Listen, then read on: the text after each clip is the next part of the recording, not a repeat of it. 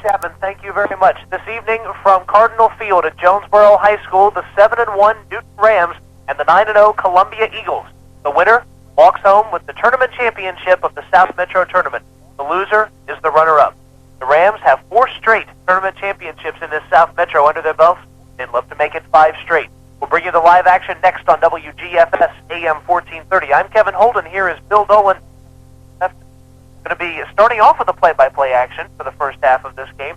Bill, the Rams are coming up with the win earlier today to get them in the finals, a 3-2 win over Salem, and a very interesting ball game as the game was rained out immediately after a wild pitch allowed the Rams to take the lead. Folks here at Jonesboro have gotten the field cleaned off and looking nice here for the nightcap. That is, don't see any more rain. That's very true, Kevin Holden, and thank you very much. And unfortunately, off in the distance, dark clouds and a bit of lightning, perhaps. The umpire's looking long and hard into the sky right now. Folks here at Jonesboro did a remarkable job. Really want to compliment them for a great job. Fortunately, the weather helped them a little bit. The wind picked up, and it did help to dry it, but they got it into shape where it looked like there was no way to play any more baseball. They did get the third-place game in, and fortunately, as far as I'm concerned, Salem came up with a big win coming up with it. And the Columbia Eagles take the field, so we're just about ready to play baseball. This is the championship game of the South Metro Tournament, something these Ram players in that dugout are used to. In fact, every Ram player in that dugout, every year that they've played varsity baseball, have been involved in the championship game of the South Metro. That's true. This is the 5th straight year that the Rams are opting to win the title. They have won at the past 4, so if they were giving out rings, one would be 1 for the thumb. Last year, the Rams, in picking up the title, defeated Morrow High School at Morrow. The previous year, it was Rockdale who the Rams, I think, beat 15-0 to pick up the title. The previous 2 years, Rams also picking up the wins. One of those was at Heritage High School. I think the other one was here at Jonesboro, as a matter of fact. So the Rams looking to make it 5 straight, and here's the lineup for the Newton Rams. In fact, Bill, since you're doing a play-by-play, we'll let you do that. All right, changes in the lineup for the Rams. Matt Easterday, the shortstop, will lead off. Hitting second, Ryan Moon, the second baseman. Stephen Hires into the third hole, playing first base. Luke Allen, the center fielder, hits cleanup. Chris Middlebrooks, the catcher, hitting fifth. Richie Cleary moves up into the number 6 hole. He'll be pitching. Britt Mass, the designated hitter for Josh Millwood, the right fielder. Hitting 8th, Doyle Baker, still swinging that hot bat. And hitting 9th, dropping down from the leadoff spot against the left-hander, will be Jarvis Johnson, the left field. Columbia Eagles shape up this way defensively around the outfield. They have Terrence Slayton in left field, Demario Reed is in center, and Darius Gill is in right field. Around the infield is Eugene Campbell in third, Lyle Weaver at short. Didrik Fletcher is at second, and Dietrich Murphy at first. Darian Murphy behind the plate. On the mound, big left-hander Jeremy Harris. Harris is only a sophomore. He's a left-hander who reports say could throw as hard as 90 miles an hour. So it'll be a task for the Rams, and Joe Brass has juggled his lineup to try to meet this task, though. Yes, he has. He's got some right-handed stick up at the top of the order. Matt Easterday leading off against the lefty. And here comes the first pitch to the ball game. And it is heat inside, ball 1. And that pitch a little close, but inside, let's call the ball. And we're hoping for a little different strike zone this game. 1-0 the pitch. Easterday takes right called inside corner. That ball had plenty of smoke on it. No doubt about it. This Harris kid can throw hard. He struck out, I think, 14 Heritage Patriots about a week ago. 1-1, here's the pitch. Fastball. Easterday fouls it back. Looks like he's going to come power to power. Doesn't appear to give any indication of going to throw anything else but heat.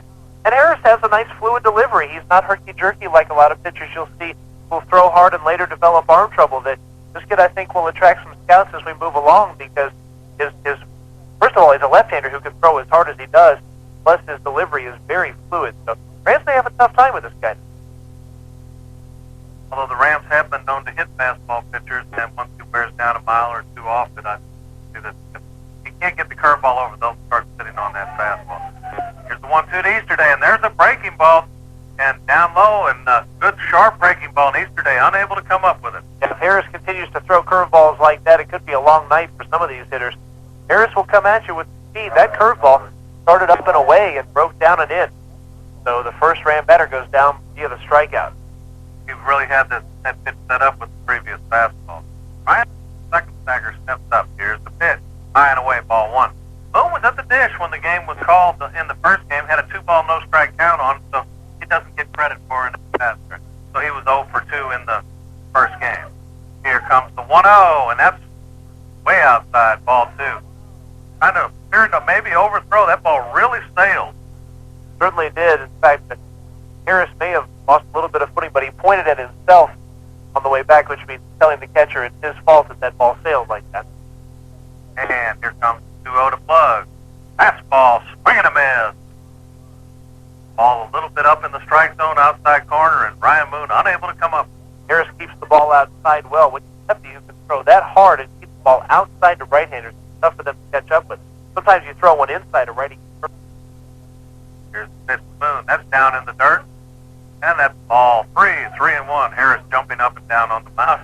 Reminds you a lot of another left-hander who plays at Montreal, Carlos Perez, who's very animated on the mound, but was a terrific pitcher for them last year.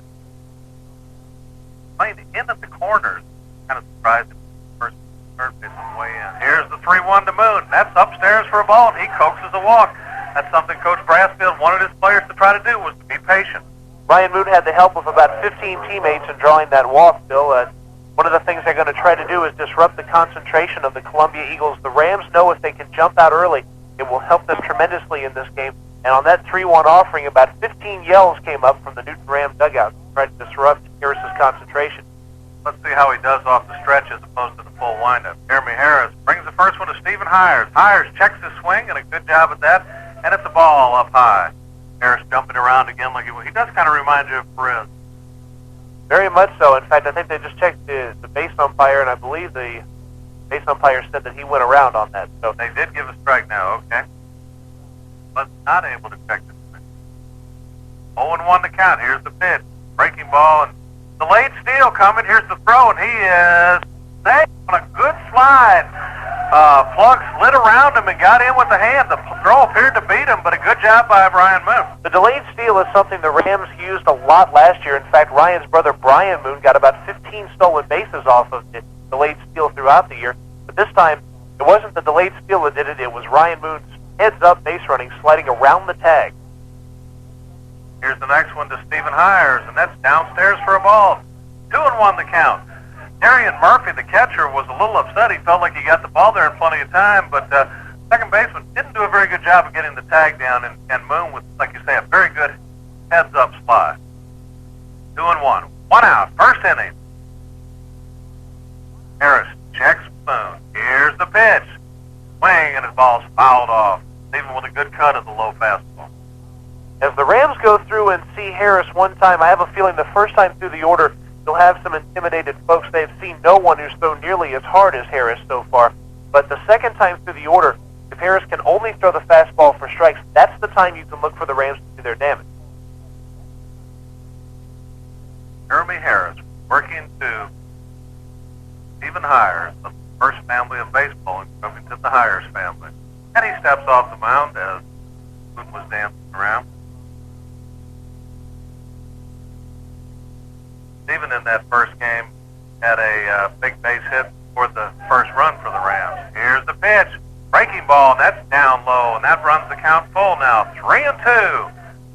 And once again, another good at bat for Stephen Hires. He has shown a very good eye in some of these ball games, Kevin, where he'll lay off that pitch, make the pitcher throw strikes, and then battle him off by hitting the foul ball. You've got to be steady and consistent to take a curveball from this man who can throw such a good fastball.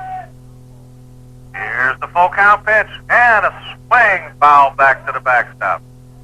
Once again, Stephen Hires battling, just managed to fight off a tough pitch. That ball was probably 85, 86 miles an hour on the outside corner at the knees, and Stephen fouled it back. A lot of chatter from the Newton Rams bench. Harris from the belt. Here's the pitch. Ball down in the dirt, and got away for a minute. Brian Moon alertly back to second. Once again, what Coach Brassfield talked about, make him throw strikes, and he's not. He talked about it with his team. In fact, on the team bus, before they ever got off the team bus for this game, when they came back from their in-between game meals, which we'll get to in just a few moments, but Brassfield immediately told them, take some pitches. He has trouble walking people, and he's already walked 2 here. And particularly told them to go up looking fastball unless he could prove he could just throw that curve. So far, he certainly has. There's the curveball, and that's the strike and a beauty. First baseman playing way in front of the bag. Kind of unusual with the cleanup hitter up. Gives Luke Allen a big hole if he can pull it through on that right side. You can tell Columbia really believes they can't pull this guy. And here's the pitch, and it's a fastball and a beauty. Caught the outside corner. And Luke Allen suddenly in the hole. No balls and 2 strikes. This kid throws hard. And for Luke Allen, who has been needing a little boost against the left-handed pitcher, this is definitely one to test him. Here's the pitch. And that's low, down in the dirt. He can't find it. But Moon unable to advance. The ball was right at his feet, so Ryan Moon alertly not going anywhere. Had he known the catcher, Darian Murphy, was going to have that much trouble finding it, he could have gotten down to third. And Murphy looked all over the place for something that was right under his nose, actually, and he might have been able to make it there, but Moon still with the wise decision to hold up. Here comes the 1-2 to Allen. Breaking ball slammed right up the middle and on through for a base hit. Here comes Moon. He'll score. Here comes Stephen Hires on around to third base. And what a good piece of hitting by Luke Allen. Nice job against the left-hander. Bill, you remember that last year lefties gave him fits. This time around with a 2-strike count, Luke Allen didn't give up and didn't bail out. I think this is a new Luke Allen you're seeing here in 95. Much better in the clutch. Well, from what I hear this summer, he worked real hard against the left-handers, and in fact thought about switch hitting at times. Did not go with that, but learned to hang in there better against the lefty. That ball not hit hard, but right up the middle. Jeremy Harris kind of was turned around, flailed at it, and once it got by him, it was going on through, and good base running by the Rams. They got him on the corners with only 1 out in the top of the first. And that brings senior catcher Chris Middlebrook, and boy, it's good to have him back. He really makes a difference in the lineup. You can tell he did in that first game. Leadership-wise, the Rams were probably as fired up as they've been for any game this year, and he was a big part of it, no doubt. Big Richie Cleary on deck. And Middlebrook swings the one probably a little bit off the outside part of the plate as it tailed away from him. He's quickly in the hole, no balls, and 2 strikes. Really like to put one in play here, get it out of the infield, just drive it a little bit with that runner at third and left 2 out. Working runner there. Here's the pitch. Inside, and that's the ball. I believe he might have set him up for something outside. Look for the curveball. You know, Harris, for a sophomore who throws hard, really has a pretty good idea of how to be a pitcher. Using the 0-2 pitch there, a fastball, and if you've got an intimidating fastball like that to move someone off the plate, you might want to look for the off-speed outside. 1-2 the count. The runner off first is going. Ball in the dirt. Here's the throw, and he is saved. Stolen base for Luke Allen. So the Rams running at will. Pitch was actually a called strike 3, but the umpire, I don't think, ever raised his arm. So Middlebrooks is out, but we do have second and third here for the Rams with 2 down. Okay. I certainly missed that. Credit Luke Allen with the stolen base. Yeah, our home plate umpire here called the strike 3, but did not raise the arm. So from here it looked like a ball, but you can Really hear the call. appeared to be a little bit low. Kevin Holden, is this what you would call power versus power? Let's put it this way. This is a matchup that people would pay the price of admission to see. Perhaps one of the better fastball hitters in 8 quad A, Richie Cleary, against perhaps one of the best fastball pitchers we'll see in Jeremy Harris. And pitcher 1 on that battle is he blew one by Richie to even the count 1-1. That was just pure location, low and away. He gets one up in Richie's wheelhouse. We may hear quite a clang. 2 ducks on a pond. Richie could really help himself here. Here comes the 1-1. And down low in the dirt. Richie holds up.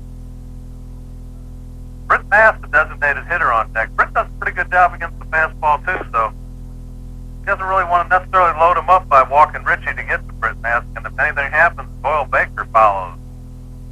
Here comes the 2-1. Fastball fouled back to the screen. And did Richie Cleary have a cut? His eyes lit up as did ours right here. Even with a fastball like that, you know Richie Cleary's going to be looking to hack away at it. He did. He found it back this way. But I think a lot of hearts jumped for a few moments there. Very ready. Deuces are wild. 2 on, 2 out, 2-2 the count. Here's the pitch. Another rip back to the screen. Oh, Cleary is getting some cut. This is the matchup that we had anticipated, Bill. And Richie Cleary is being a good hitter, fighting off some pitches, trying to get the good cuts against the fastball. And we're going to do it again. 2-2 the count. 2 outs. 2 on. Here it comes. Breaking ball.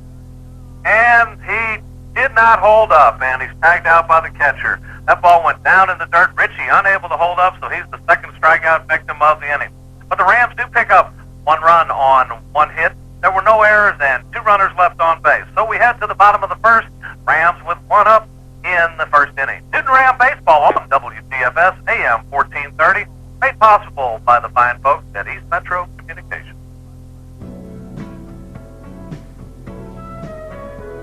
The Bank of Covington offers full-service banking and convenient locations, and you can find what you want in a checking account, savings plan, simple interest loan, and 24-hour automatic banking that gives you access to over 8,000 ATMs throughout the Southeast and the USA. Just what you would expect from a leading financial institution. The Bank of Covington, member FDIC, an equal opportunity lender. Did you know that termites cause more damage to homes annually than fires, floods, and natural disasters combined? To protect your home from termites and other pests, call Cleary Exterminating, 786-4937. They'll send them packing. Termites and beetles, fleas, rats and mice, roaches and ants. Commercial or residential, we can help get rid of what bugs you. Call Cleary Exterminating on Highway 278 in Covington, 786-4937. At Cleary Exterminating, we make mouse calls. We are back from Cardinal Field at Jonesboro High School, the championship game of the South Metro Tournament. Thanks for being with us live here. We're in the bottom half of the first inning, bringing you play-by-play of the Newton Rams and Columbia Eagles. And with the Rams on top, 1-0, Bill Dolan brings you the Columbia Eagles lineup. Thank you very much, Kevin Holden. Jeremy Hartz, the pitcher, leads off. Hitting second will be Dedrick Fletcher, the second baseman. Lyle Weaver, the shortstop, hits third. The cleanup hitter is Darius Gill, the right fielder. Hitting fifth, Dedrick Murphy, the first baseman. Darian Murphy, the catcher, will hit sixth. Eugene Campbell, the third baseman, hits seventh. Jakari Martin, the designated hitter for the left fielder, Terrence Slayton, hits eighth. And DeMario Reed, the center fielder, hits ninth. And for the Newton Rams defensively, not a lot of changes from game one. There are a couple of changes. Doyle Baker at third base, Matt Easterday still at short, Ryan Moon at second, and Stephen Hires at first. That's all the same. Chris Middlebrooks behind the plate, and Luke Allen in center remains the same. Jarvis Johnson in left, also the same. But Richie Cleary, the right fielder in game one, is now on the mound, so Josh Millwood goes to right field, and he doesn't get a chance to hit. Britt Mask will hit for him. And Jeremy Hartz steps up to the plate. And the first pitch is inside for a ball.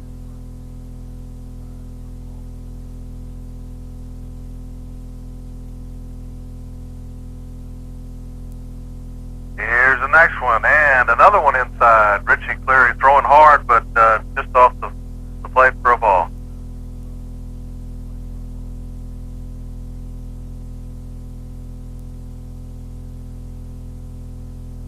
Here's the next one. It's down in the dirt. Richie Cleary quickly behind, 3-0 to the opposing pitcher, Jeremy Hart.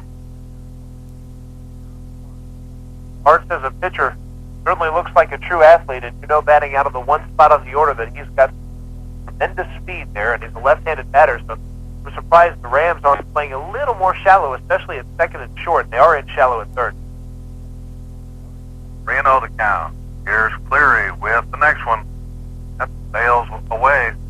Richie throwing hard, but appears to be just a little wild at the start. Remember his last appearance, he pitched only 2 innings. That was Wednesday against Henry County. He left with some arm trouble.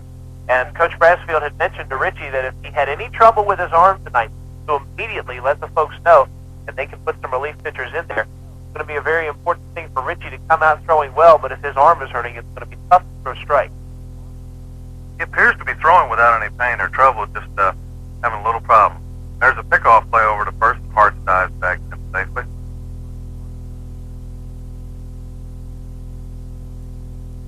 Not a tremendous crowd on hand here tonight. Of course, those 2 of the schools have already left now.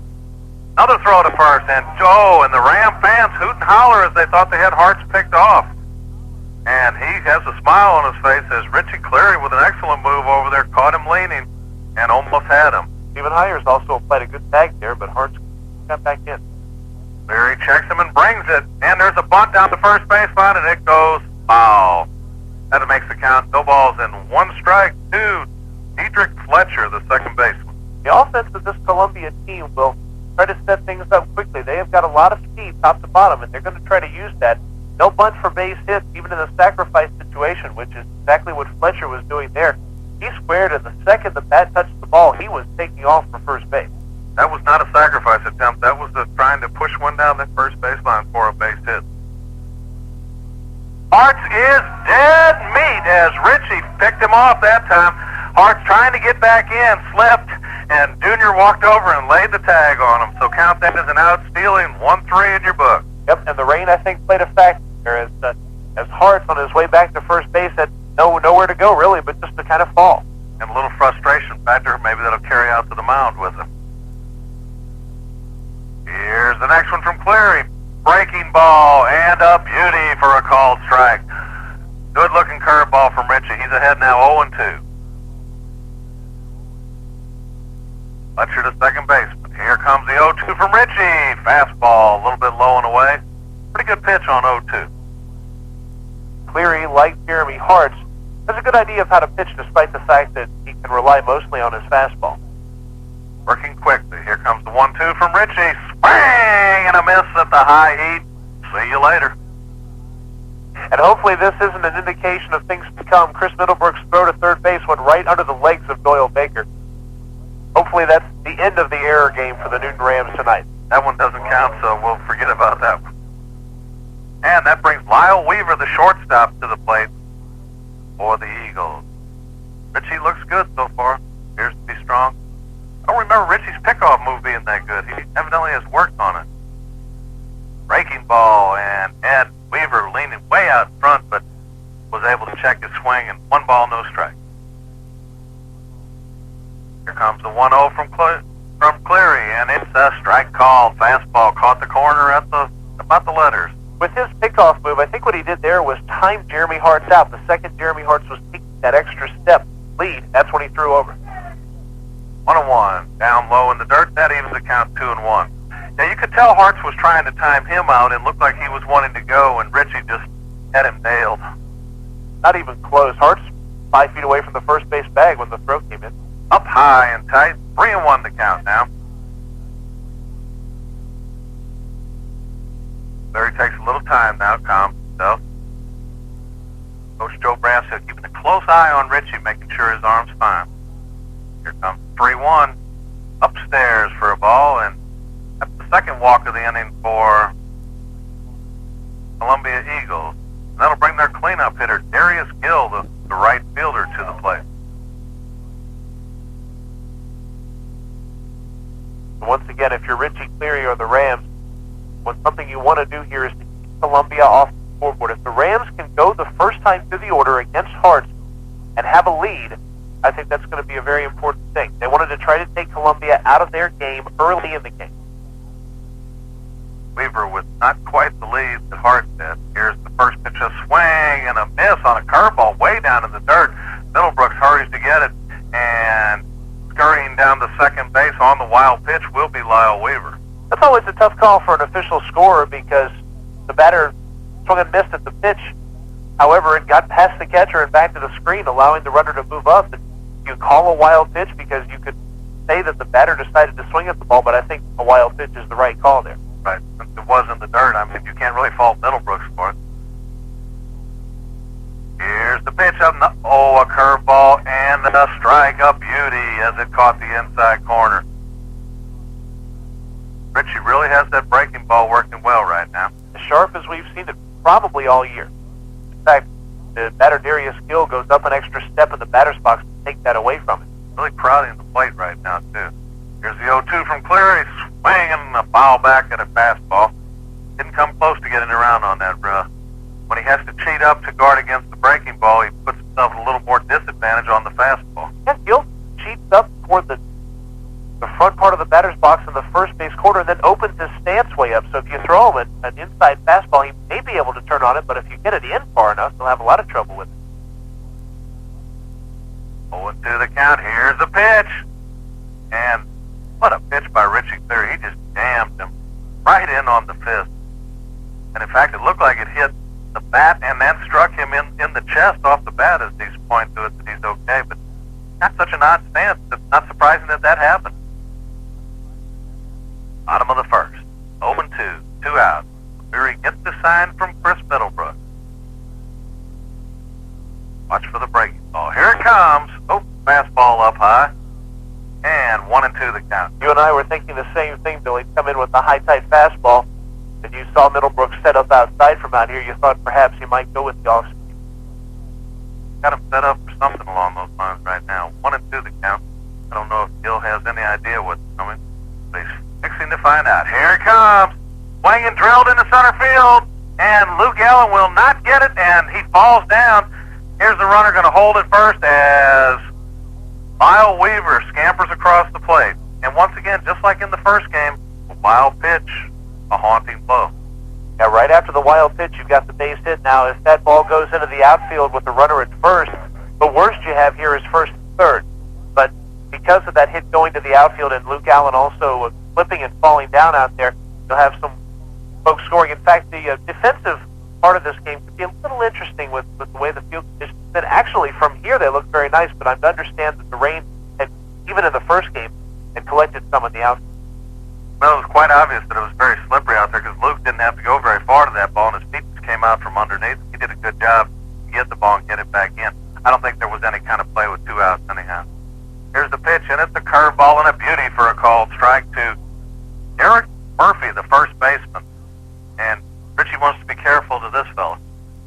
No doubt about it. He's a big one. He can take it deep at any time.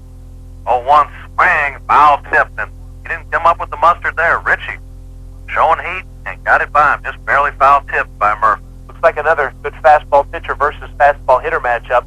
And we want to tell you once again that the dimensions at Cardinal Field, 310 down the line to left and to right, and in the power alleys, 340 both ways. And right about 350 to dead center, I believe they told. 10 feet farther in than Riverside Park all the way around. Very ready. Here's the pitch.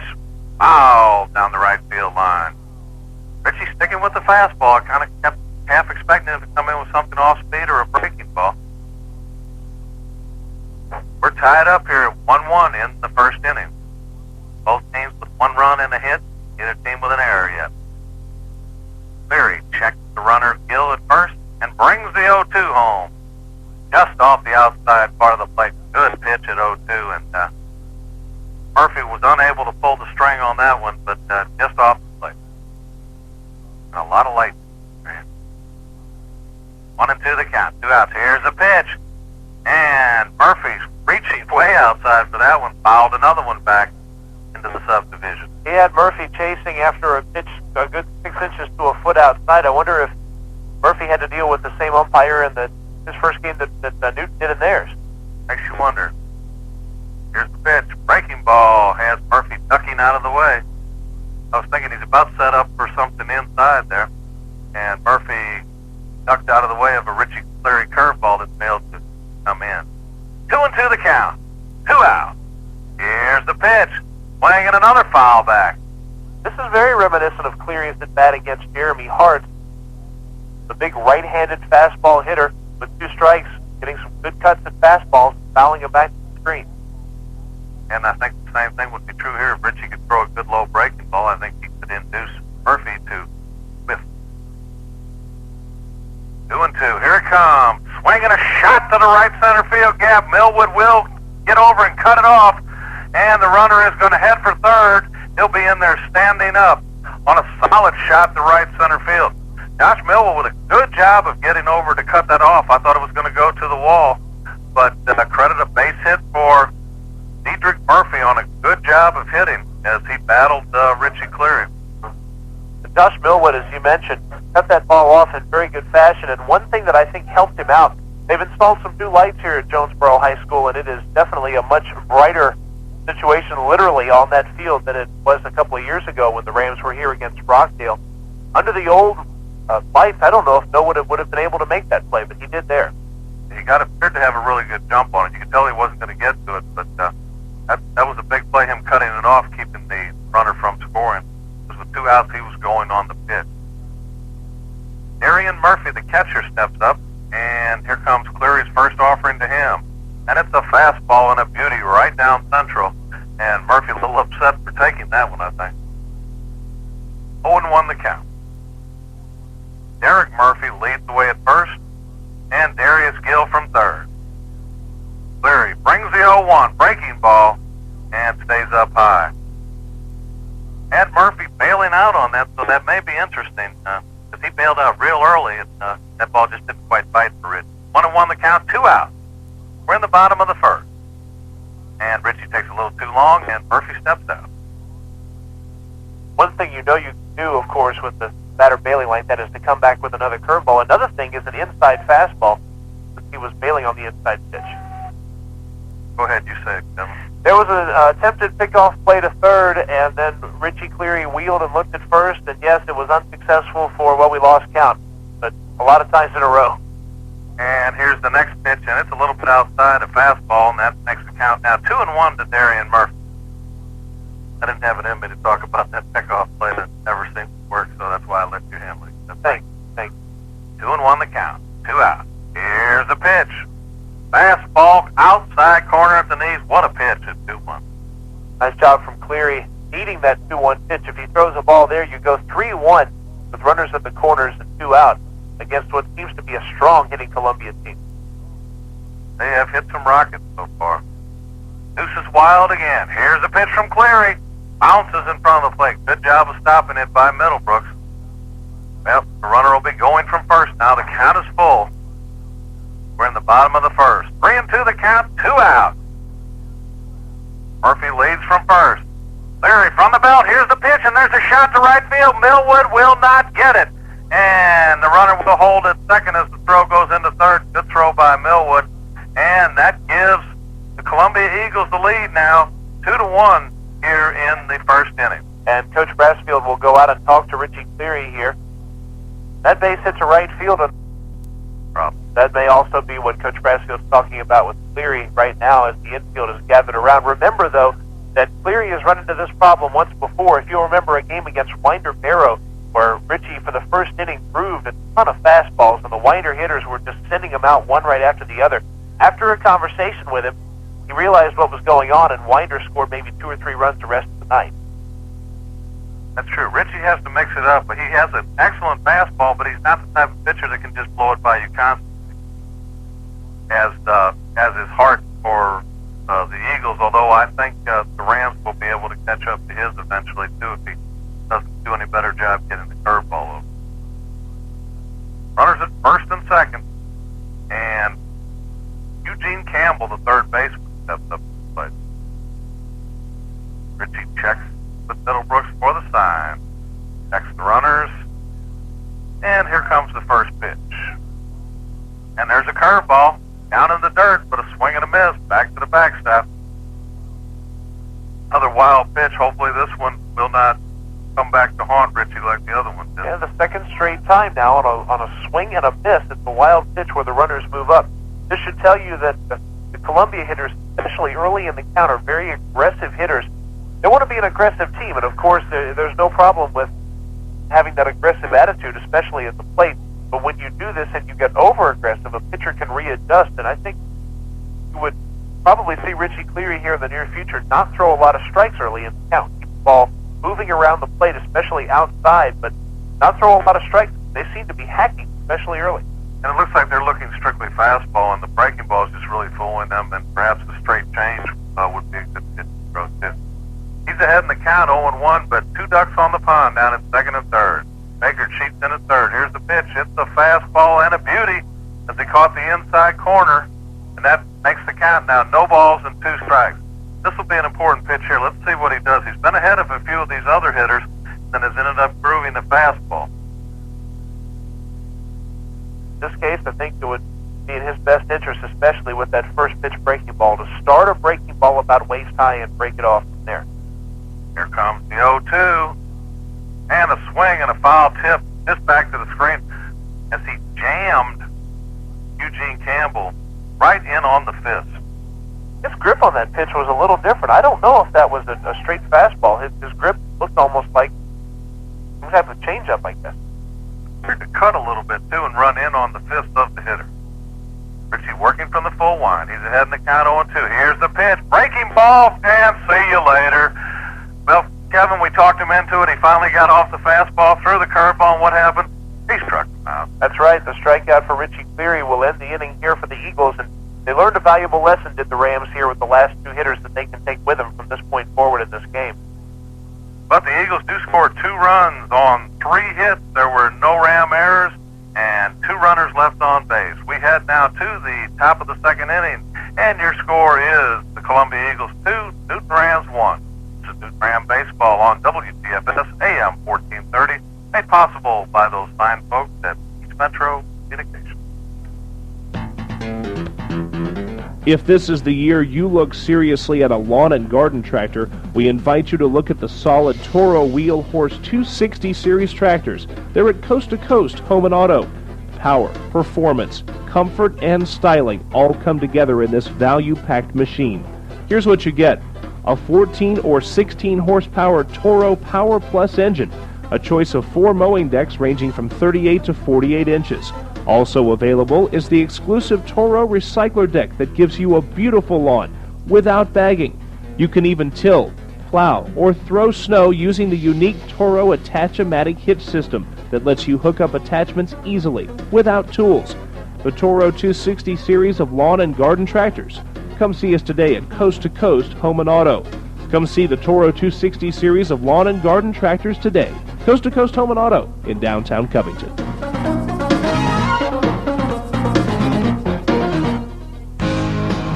We have a score of 2-1 in favor of the Columbia Eagles in the championship game of the South Metro Tournament. Welcome to Jonesboro High School and Cardinal Field. Bill Dolan brings you the play-by-play. Thank you, Kevin Holden. It'll be the bottom 3 in the order for the Rams: Britt Bass, Doyle Baker, and Jarvis Johnson. Hitting against the hard-throwing lefty for Columbia, and he comes in with a breaking ball, and it's a little bit high. Jeremy Hart started Mask off with a breaking ball, and it stayed high, so he's ahead in the count. 1 ball, no strikes. Here's the next one. Heat, way high, back to the backstop. Crucial inning for the Rams against Jeremy Hartz. Remember, they got to him in the first inning, made him a little upset there, and then after Hartz receiving the base on balls, he got picked off, and that made him even more frustrated. So how he does this inning might be an indication of how he'll do the rest of this game. Here's the 2-0 to Britt, and it smokes by him. 2-1 the count. He was unable to stop it because it was smoking. Here comes the 2-1. Bang! And a miss. That evens the count now. 2 balls and 2 strikes. Ash probably wished that somebody would have stopped him on that swing. He failed to come up with it. 2-2 the count. Hartz brings it home. And a very futile swing by Britt Bass because he was already heading to the dugout, and he's down on strikes for the 4th strikeout for Jeremy Hart. 4 outs, all of them by strikeout, and Britt Mask was about as overmatched as any hitter in this Ram lineup has been. And that brings Doyle Baker to the dish. Let's see how Doyle manages against here. He's done a pretty good job hitting fastballs so far this year. And they take a little bit too long, and Doyle's doing a good job. Steps out of the box, trying to slow his rhythm down. 1 out in the second. And that's upstairs for a ball. These Ram hitters will be patient. Hartz tends to throw high strikes with the fastball. Or out of the strike zone, actually. And Doyle swings as the ball was already in the catcher's mitt, just a little bit behind. 1-1 the count. That pitch might have been a little low. It appeared to be a little low. Baker almost had to take a golf swing at it. Here's the 1-1. Well, he had a good cut at it, but came up empty at the Old Express. And Hartz appears to be gaining a little bit of confidence here. Could be tough. Make a long night for the Rams. He shakes off 2 signs and brings the 1-2 to Doyle. And swing and a miss at a pitch what appeared to be out of the strike zone. When you're somebody like Jeremy Hartz who can throw the ball that hard and keep the ball away as much as he does, you're going to get some folks chasing the outside of the strike zone fastball for Baker. Feel kind of bad for the young man with facing the fastballs like that, outside every pitch, and finally Baker gave in. Like I said, that pitch did appear to be a bit out of the strike zone. Doyle might have helped him out. Something that's hard to do, lay off that pitch. And Jarvis Johnson takes the pitch up high in the eyes, and he's ahead of the count, 1-0.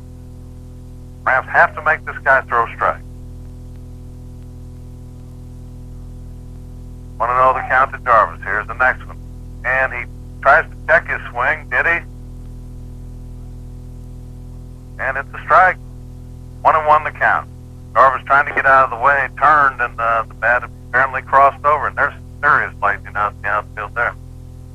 We've seen it ever since the game has begun. We haven't seen much in the way of rain here at the field, so maybe it's just lightning in the sky like we had a few nights ago without the rain. Here comes the 1-1 to Jarvis. Curveball, and he swings and misses. And a ball way down in the dirt. Rams are really helping him out right now. Well, you can tell that Johnson's expecting the fastball, and that's exactly what Coach Brassfield had his hitters doing, and the more Hartz is throwing the off-speed pitch, the worse the swings are looking. Bad thing about that last bit of lightning, that was right over where they told us earlier where weather normally comes. The water tower just beyond left center. Beyond. Here's the next one, and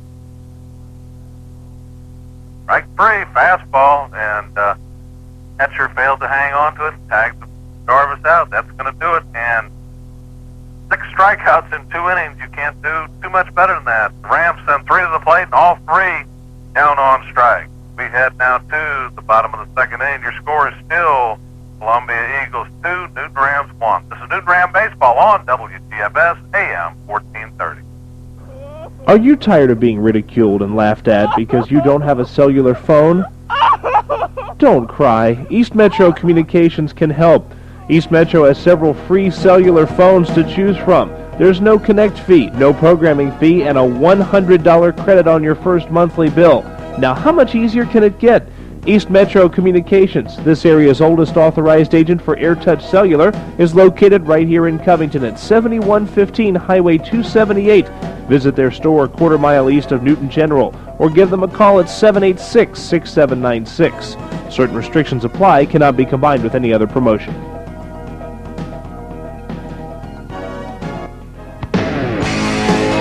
And welcome back to Cardinal Field at Jonesboro High School. We go to the bottom half of the 2nd. Rams trail by a run here. Crucial inning for the Ram pitcher Richie Cleary, who ran into some 2-out trouble against Columbia in the 1st. Here to see that doesn't happen again. Bill Dolan.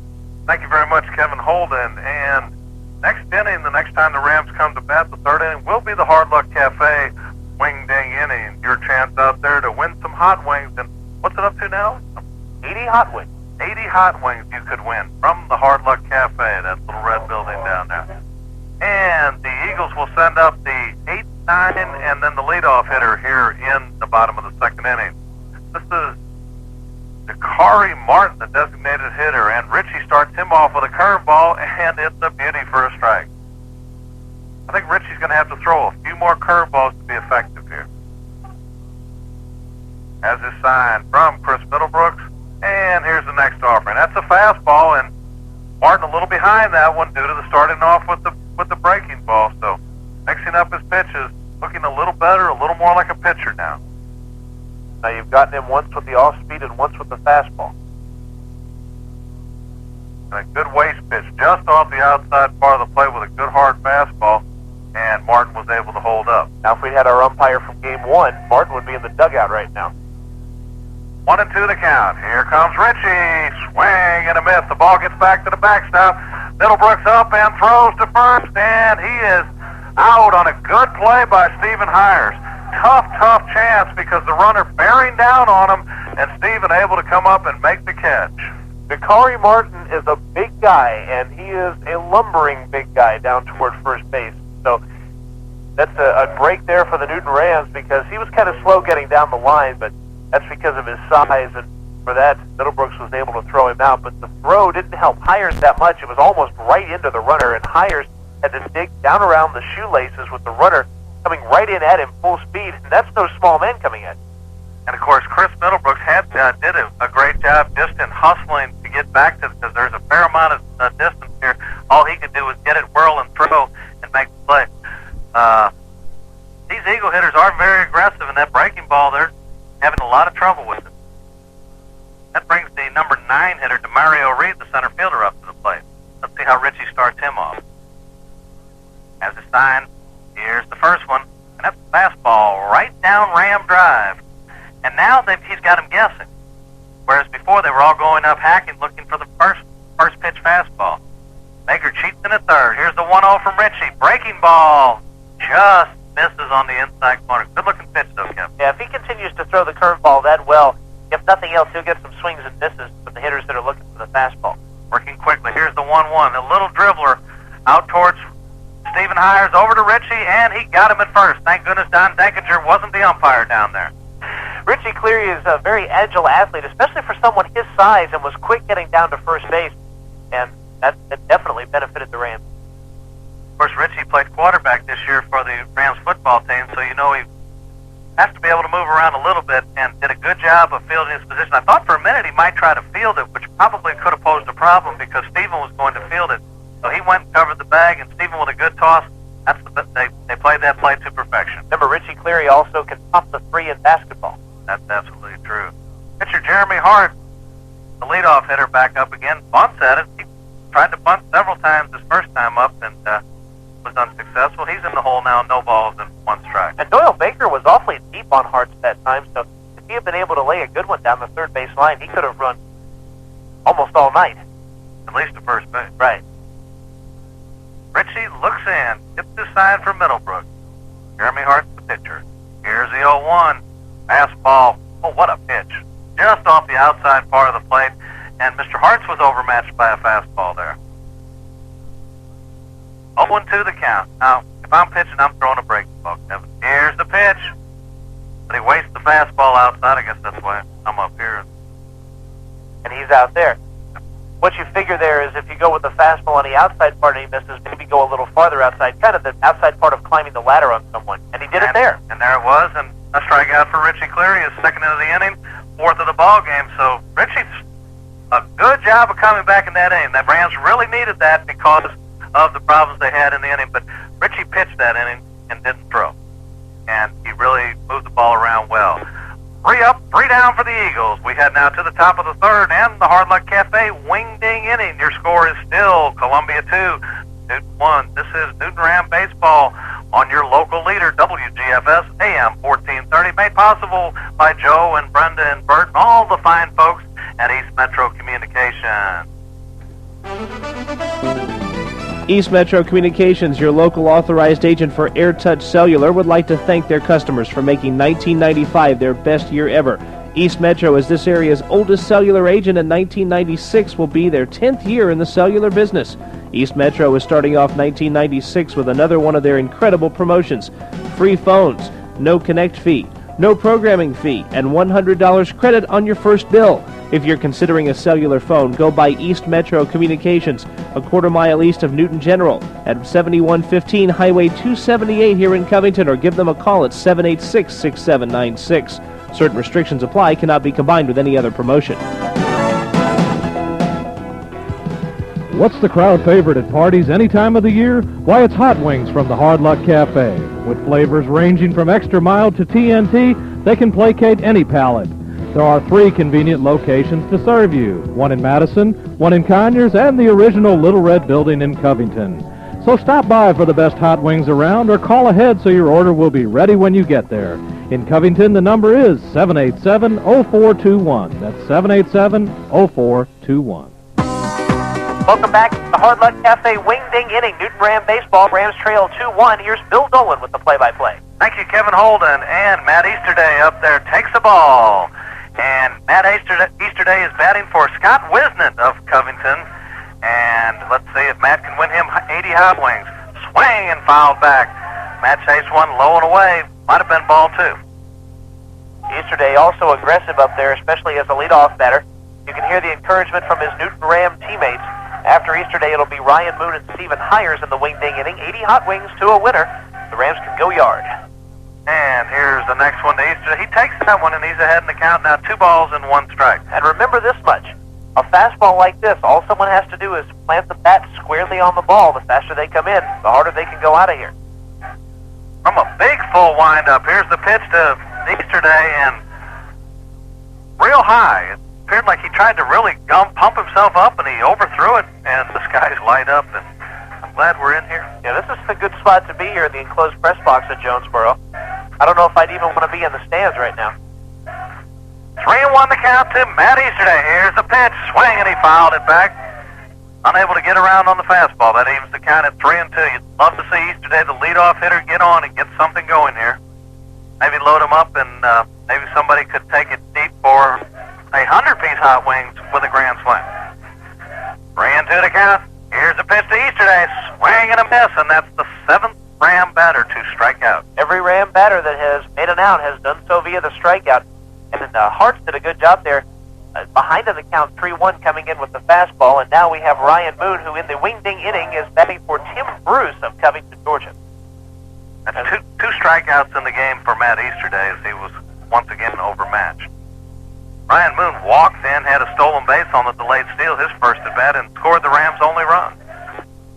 And here's the first pitch, and Moon taking all the way. Takes ball 1.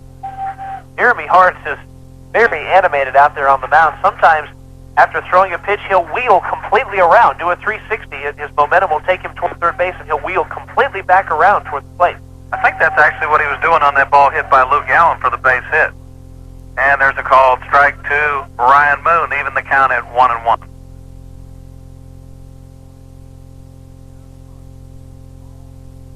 Jeremy Hartz, big, tall, lean lefty, brings it home to Moon.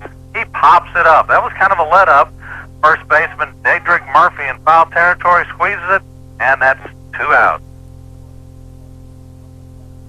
So we go to our next contestant in the Hard Luck Cafe Wing-Ding inning. If you'd like to become a part of this, put your name, address, and phone number on a postcard and get it to us somehow. You can mail it to P.O. Box 869, Covington, Georgia, 30210. You can also bring it by our studios on Hendrick Street, just off the square in Covington. You can also bring it by Randy and the folks at the Hard Luck Cafe, or fax it to us at 784-9892. And Stephen Hires up to the plate. He walked his first time, and he's batting for Matt Birch of Conyers. 1 ball, no strikes to Stephen Hires. Here comes Hart's next pitch to him, and that's way low and away. And it's 2-0. Be interesting to see what would happen if one of the Rams would take pitches and just force him to throw a strike. Or a couple of strikes. 2-0. Here's the next one. Ball 3. And so if you're going to find anyone on the team who will be patient enough and has had enough instruction to do that, of course, it would be Stephen Hires. Exactly what's happened. I don't know if those pitches were that far off, but he appeared to be taking someone like we were talking to do when perhaps Coach Bransfield talked to him and said, somebody take some pitches of him. And Hart's walking around behind the mound. He's the type of pitcher, very emotional. If you can get to him, might be able to disrupt him. And there's a fastball for a strike, the old automatic. Heard the Newton Ram dugout that time, let up a collective scream as Hartz went into his delivery. They understand the fact that he might be a little unstable out there if you can get into his head. 3-1 the count. Here's the pitch to Stephen, and he coaxes a walk. Good job of batting by Stephen Hires, his second base on balls to the ball game. And ladies and gentlemen, Luke Allen is hitting for a man you might know kind of well in the Hard Luck Cafe Wing-Ding inning. Mr. Chris Bridges of Oxford, Georgia. Chris is, well, we can sympathize a lot of times with Chris. He's a fellow media member in the Covington area, covering sports for the Covington News. By the way, you can always pick up your review of the Ram games on the Covington News. And there's a wild pitch back to the backstop, and Stephen Hires down to second. There's another lightning strike just beyond the right center field wall. The wild pitch from Hartz puts a runner in scoring position, and now the Rams have gotten to Hartz. The unfortunate part is that there are 2 down in this inning. And the reason they've gotten to him is they've waited. They're making him throw strikes, and he's out there kicking at the mound, pawing at it and everything. Luke, of course, had the base hit in the RBI, but I'd still like to see him keep taking. Here comes the 1-0 pitch to Luke, and there's Another terrible pitch. Almost got away from the catcher. 2-0 now. And that's outside of the automatic. That's basically 6 straight balls. Trying to work quickly. Shortstop in behind. Here's the 2-0 to Luke, and swing and a miss, and he might have helped him out, Joe. I think so. That might have been ball 3. Taking a look at Hart's, I've been watching him here on his delivery, and every time that front foot ends up in a different spot, mechanics-wise, that's why those pitches are sailing outside and inside and high. He's not getting good footing, not consistent. And here's the next one to Luke, and that's a called strike on outside corner at the knees, and Luke didn't appear too happy with that call. 2-2 the count. Stephen Hires down at second. Gets his lead. Base hit by Allen would plate the tying run. Hart brings it home. Breaking ball, and just fouled into the mitt of Darian Murphy, and just out of the mitt. It looked like he had it for a minute as Luke battled off a tough breaking ball. And they stayed alive. Literally, the Rams did by about a quarter of an inch there. He barely got a piece of that ball. That's a good piece of hitting by Luke. Last year, Luke would have been bailed out to first base on that pitch. Here's the pitch, and Steven is going. Here's the throw, and he is safe with a stolen base. It's an excellent pitch to try to steal if you're Joe Brassfield and the Rams. Now, of course, there's a baseball credo that says you never make the last out of an inning at third base. But here with the count 2-2, if a strike 3 is called, of course, what Stephen Hires does on the bases means absolutely nothing. However, it's something that really surprises Columbia, and now it opens up a lot more options for the Rams. Well, of course, now they have to really hurry and make sure they get the out at first, or a wild pitch could score the run. Here's the pitch to Luke, and he chases probably ball 4. And the throw down to first, he is retired. And that took care of that, but the Rams gave it a try, but come up empty. They had no runs, they had no hits, there were no errors, but 1 runner left on base. We head now to the bottom of the 3rd inning. Your score is still Columbia 2 and Newton 1. This is Newton Ram Baseball on WGFS, AM 1430, made possible by East Metro Communications. Are you tired of being ridiculed and laughed at because you don't have a cellular phone? Don't cry. East Metro Communications can help. East Metro has several free cellular phones to choose from. There's no connect fee, no programming fee, and a $100 credit on your first monthly bill. Now, how much easier can it get? East Metro Communications, this area's oldest authorized agent for AirTouch Cellular, is located right here in Covington at 7115 Highway 278. Visit their store a quarter-mile east of Newton General, or give them a call at 786-6796. Certain restrictions apply, cannot be combined with any other promotion. Hey there, Carl the Greenskeeper here for the Hard Luck Cafe. You know me, I'm the guy who delivers hot wings to the trivia show every Saturday morning. Randy wanted me to be sure and let everyone know that the Hard Luck now has 3 locations. That's one in Conyers, one in Madison, and of course the original location in Covington. You know, that's that little red building down there where Nationwide used to be. So for the best hot wings around, stop by the Hard Luck or call ahead so your wings will be ready when you get there. I can't remember all the numbers, but in Covington it's 787-0421. That's 787-0421. Oh, and by the way, don't forget to tell them that Carl sent you. And welcome back to Cardinal Field and Ram Baseball. Diedrich Fletcher, the second baseman, standing in the box, and here's Richie Cleary's first offering, and it's a fastball a little bit low and inside. I'm Bill Dolan bringing your play-by-play along with Kevin Holden. Rams down 2-1 here in the bottom of the 3rd. Here's the 1-0 offering from Richie Cleary, and a good fastball. That evens the count at 1-1. When you've got an aggressive team like Columbia, 2 things to do, of course, we've mentioned. Gain speeds, but keep the ball low because they're going to take some big hacks. Here's the 1-1, and that's down low in the dirt, and he's taking a big hack at what would have been a ball also. So both teams helping out the opposing pitcher by hacking away at some pitches outside the strike zone. Smart baseball by Richie Cleary if he continue to keep the balls in this spot. And remember which hitters have which week. Cleary ready with the 1-2. Here's the pitch. And he busted it in on his hands and fouled back. Fletcher was a strikeout victim this first time against Richie. Richie has struck out 4 himself in 2 innings, and in 3 innings,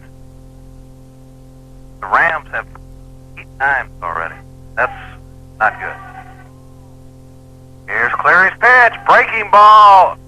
and it must have sailed just a little bit high because it certainly appeared to catch that inside corner. And it froze Fletcher, and you can hear the folks from Columbia now making a little bit of noise as well. Bang and a miss at the old high heat, though. That curveball certainly set up a purpose pitch there, and Richie blew the fastball by him. Remember, the first thing he tried to do with the 2 strikes is to bring the fastball inside. When Fletcher fouled that off, then he went to a little different strategy, and it worked there as he picked up the strikeout, setting up the hitter with the curveball to set up that fastball. And here's Lyle Weaver, the shortstop. He walked the first time and came around to score. So many times that base on balls hurt you. Swing and a miss at the high fastball. Big difference is Richie is mixing up the pitches. Weaver way behind that fastball, expecting perhaps the curveball. Here's the 0-1, and there's the curveball.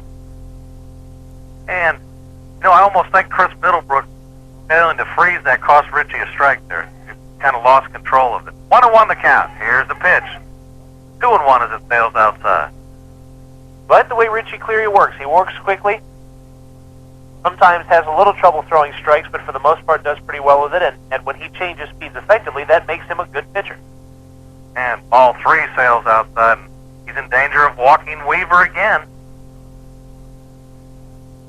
Weaver reached on a base, on a free pass, and went to second on the wild pitch. Here's the 3-1. Oh, and he helps out Richie Cleary, swinging at one, perhaps in his eyeballs. Once again, hitters in this game being very aggressive. Cleary has thrown 5 pitches in this at-bat to Lyle Weaver, and I think Chris Middlebrooks is about to let him know this. The first pitch in the at-bat was a fastball higher than the letters, almost shoulder high. Weaver took a bad cut at it and missed. The next 3 missed, and he was trying to hit the corners, trying to hit the knees. Comes back in the 5th pitch of the at-bat, high fastball, almost eye-high, swing and a miss. This being the case, I would come back with a very high fastball. 3-2 the count. Here comes from Richie, and it's a breaking ball down and away. Once again, as we've said it many times, that's why Richie Cleary's there, and Bill Dolan and Kevin Holden are bringing you play-by-play. Yep.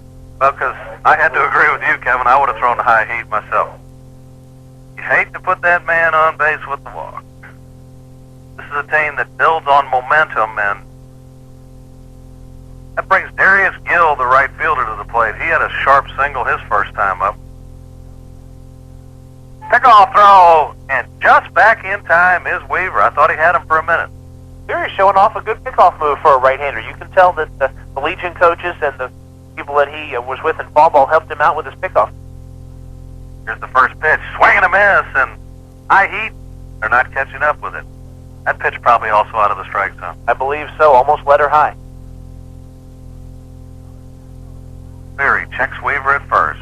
Another snap throw, and they got him. No! Oh, Kevin Holden, I had him called out. I'd have had to punch him. Second base ump didn't agree with you this time, Bill, but that was a very close play at first base. Cleary is helping to keep the runner close to the bag. I think we had a little better angle. That's why I called him out. Here's the pitch. Breaking ball and fooled badly is Darius Gill.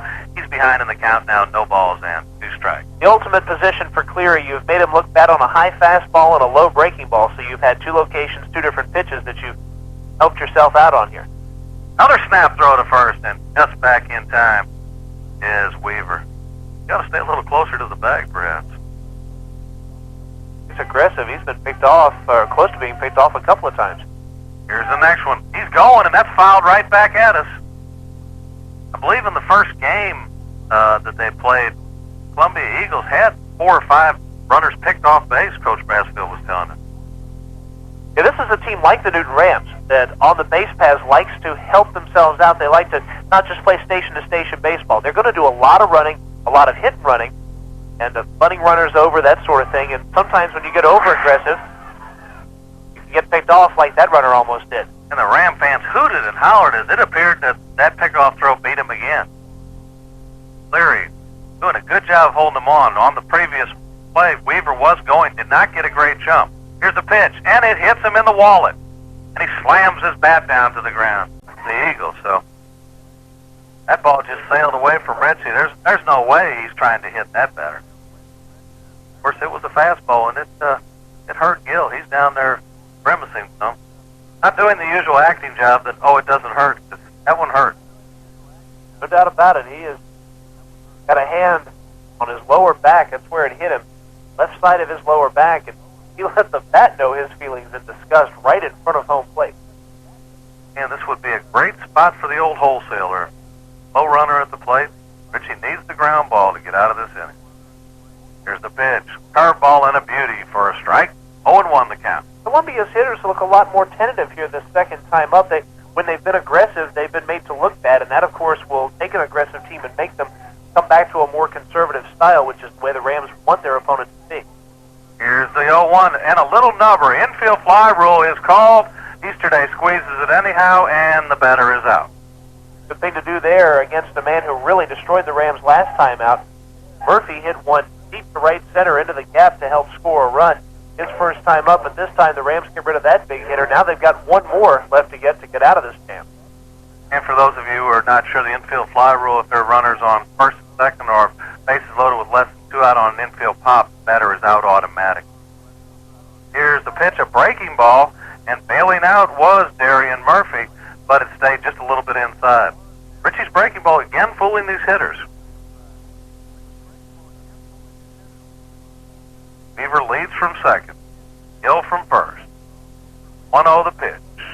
And time is called. Still going back to the infield fly rule that you mentioned before, the reason why that's in effect is an infielder could let a ball drop that's an easy pop fly, and because the runners have to stay put at their bases, you could turn 1 out into 2 or even 3, and that's why that fly rule is in effect. Playing another weak foul back. Richie jamming these hitters real well now.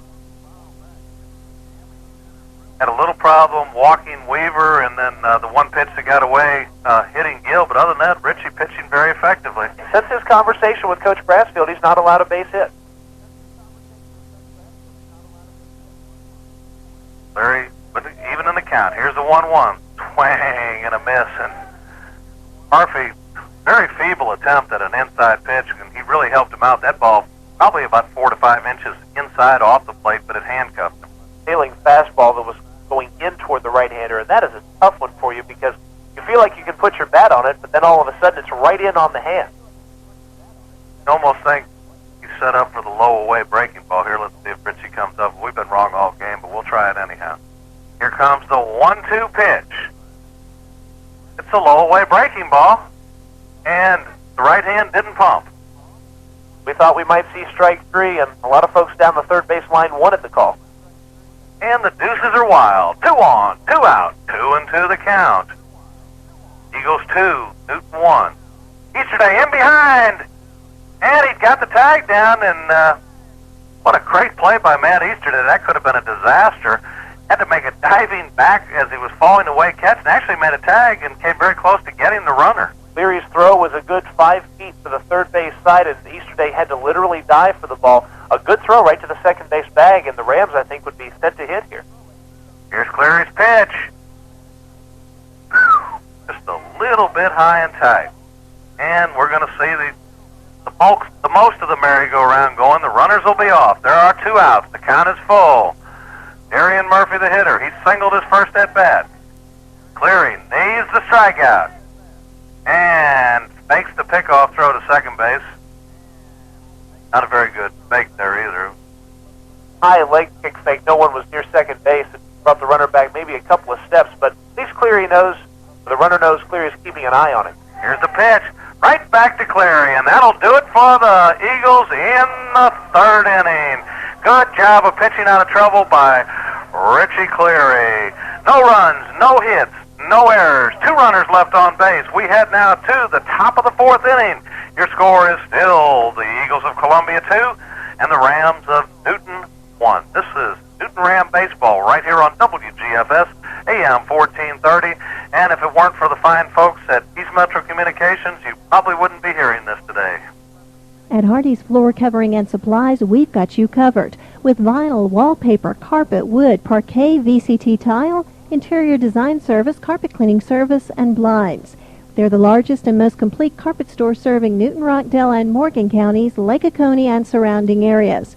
They specialize in residential and commercial flooring. Their professional carpet consultants and interior designer will bring samples to your home, take measurements, and quote you a price all in one visit.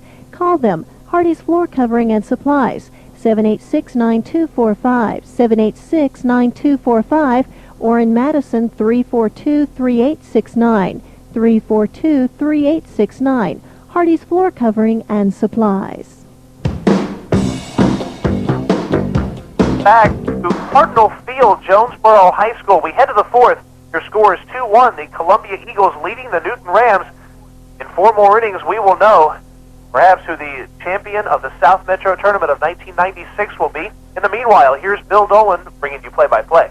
Thank you, Kevin Holden. And the Rams will send up the 5, 6, and 7 hitters in the lineup: Chris Middlebrooks, Richie Cleary, and Britt Mask. And all 3 of them, their first time, have a letter in the scorebook instead of numbers in that one day. So let's see if we can get a little something different this inning. Chris Middlebrooks was called out on strikes on kind of a delayed call as Luke Allen was going on the pitch, and he was called out, and Richie Cleary was a swing victim on a low breaking ball, and Britt Mask just basically overmatched. Rams whooping it up. Here's the pitch to Middlebrooks, and it's down low. Ram hitters need to be patient. Might as well take it until Jeremy Hartz throws a strike.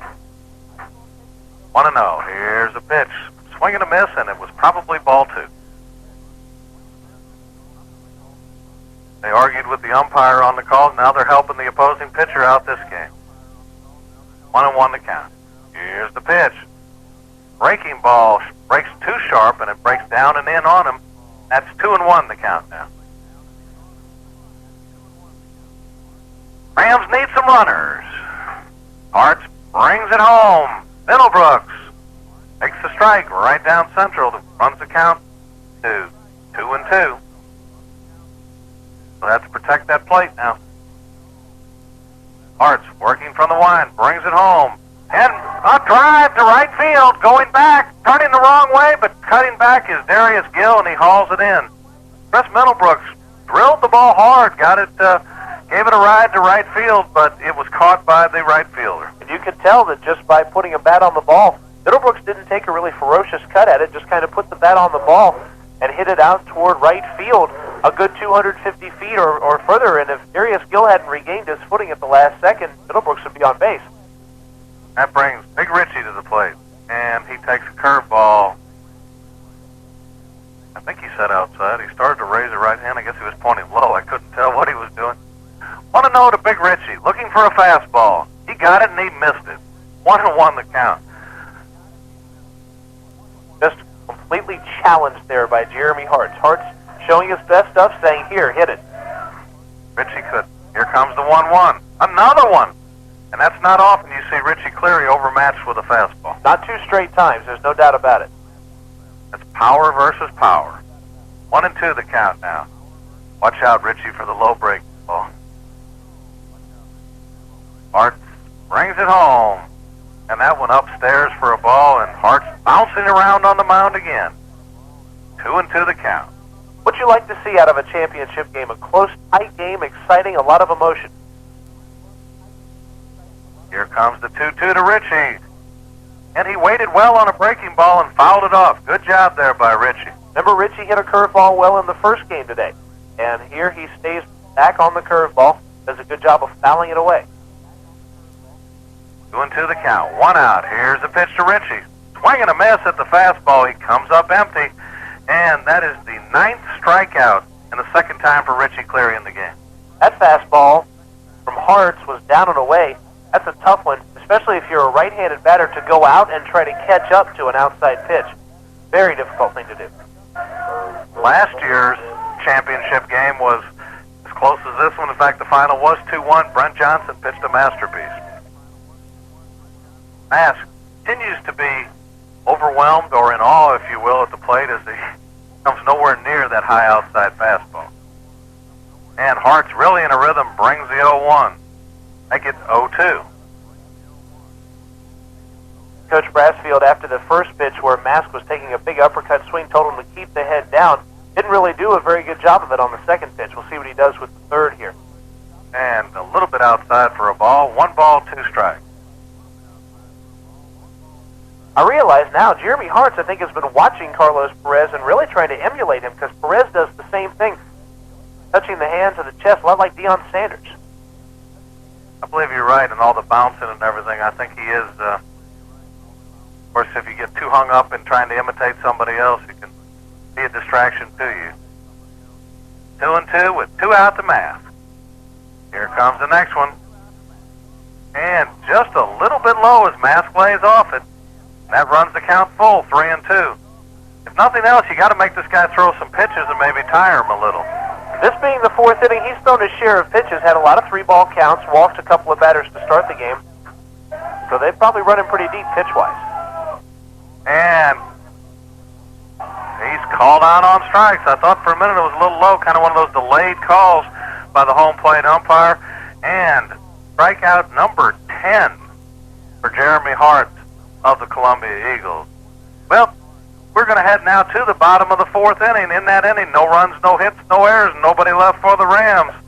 When we come back, Kevin Holden will try to get you a few runs and pull this one out as he'll be taking over on play-by-play. You're listening to Newton Ram Baseball right here on WGFS AM 1430, made possible by the fine folks at East Metro Communications. If you're age 60 or better, Newton Federal has created benefits especially for you. Our Now Interest checking account pays current market interest on your entire checking balance, not just part of it, if you maintain a $100 balance. And we offer it to our 60-plus customers with no minimum balance requirements and no monthly maintenance fees. Talk with us today at Newton Federal Savings and Loan, FDIC insured. After all, you deserve the best. Bulldog Tire Company is your complete car care center. They take off tires, wheels, have wheel alignment, tune-ups, brake service, road and farm service, radiator repair, wrecker service, and much, much more. That's Bulldog Tire Company. Talk to owner Tommy Coker at 787-6030, 787-6030. Bulldog Tire Company, 4108 Elm Street in Covington. Bulldog Tire Company.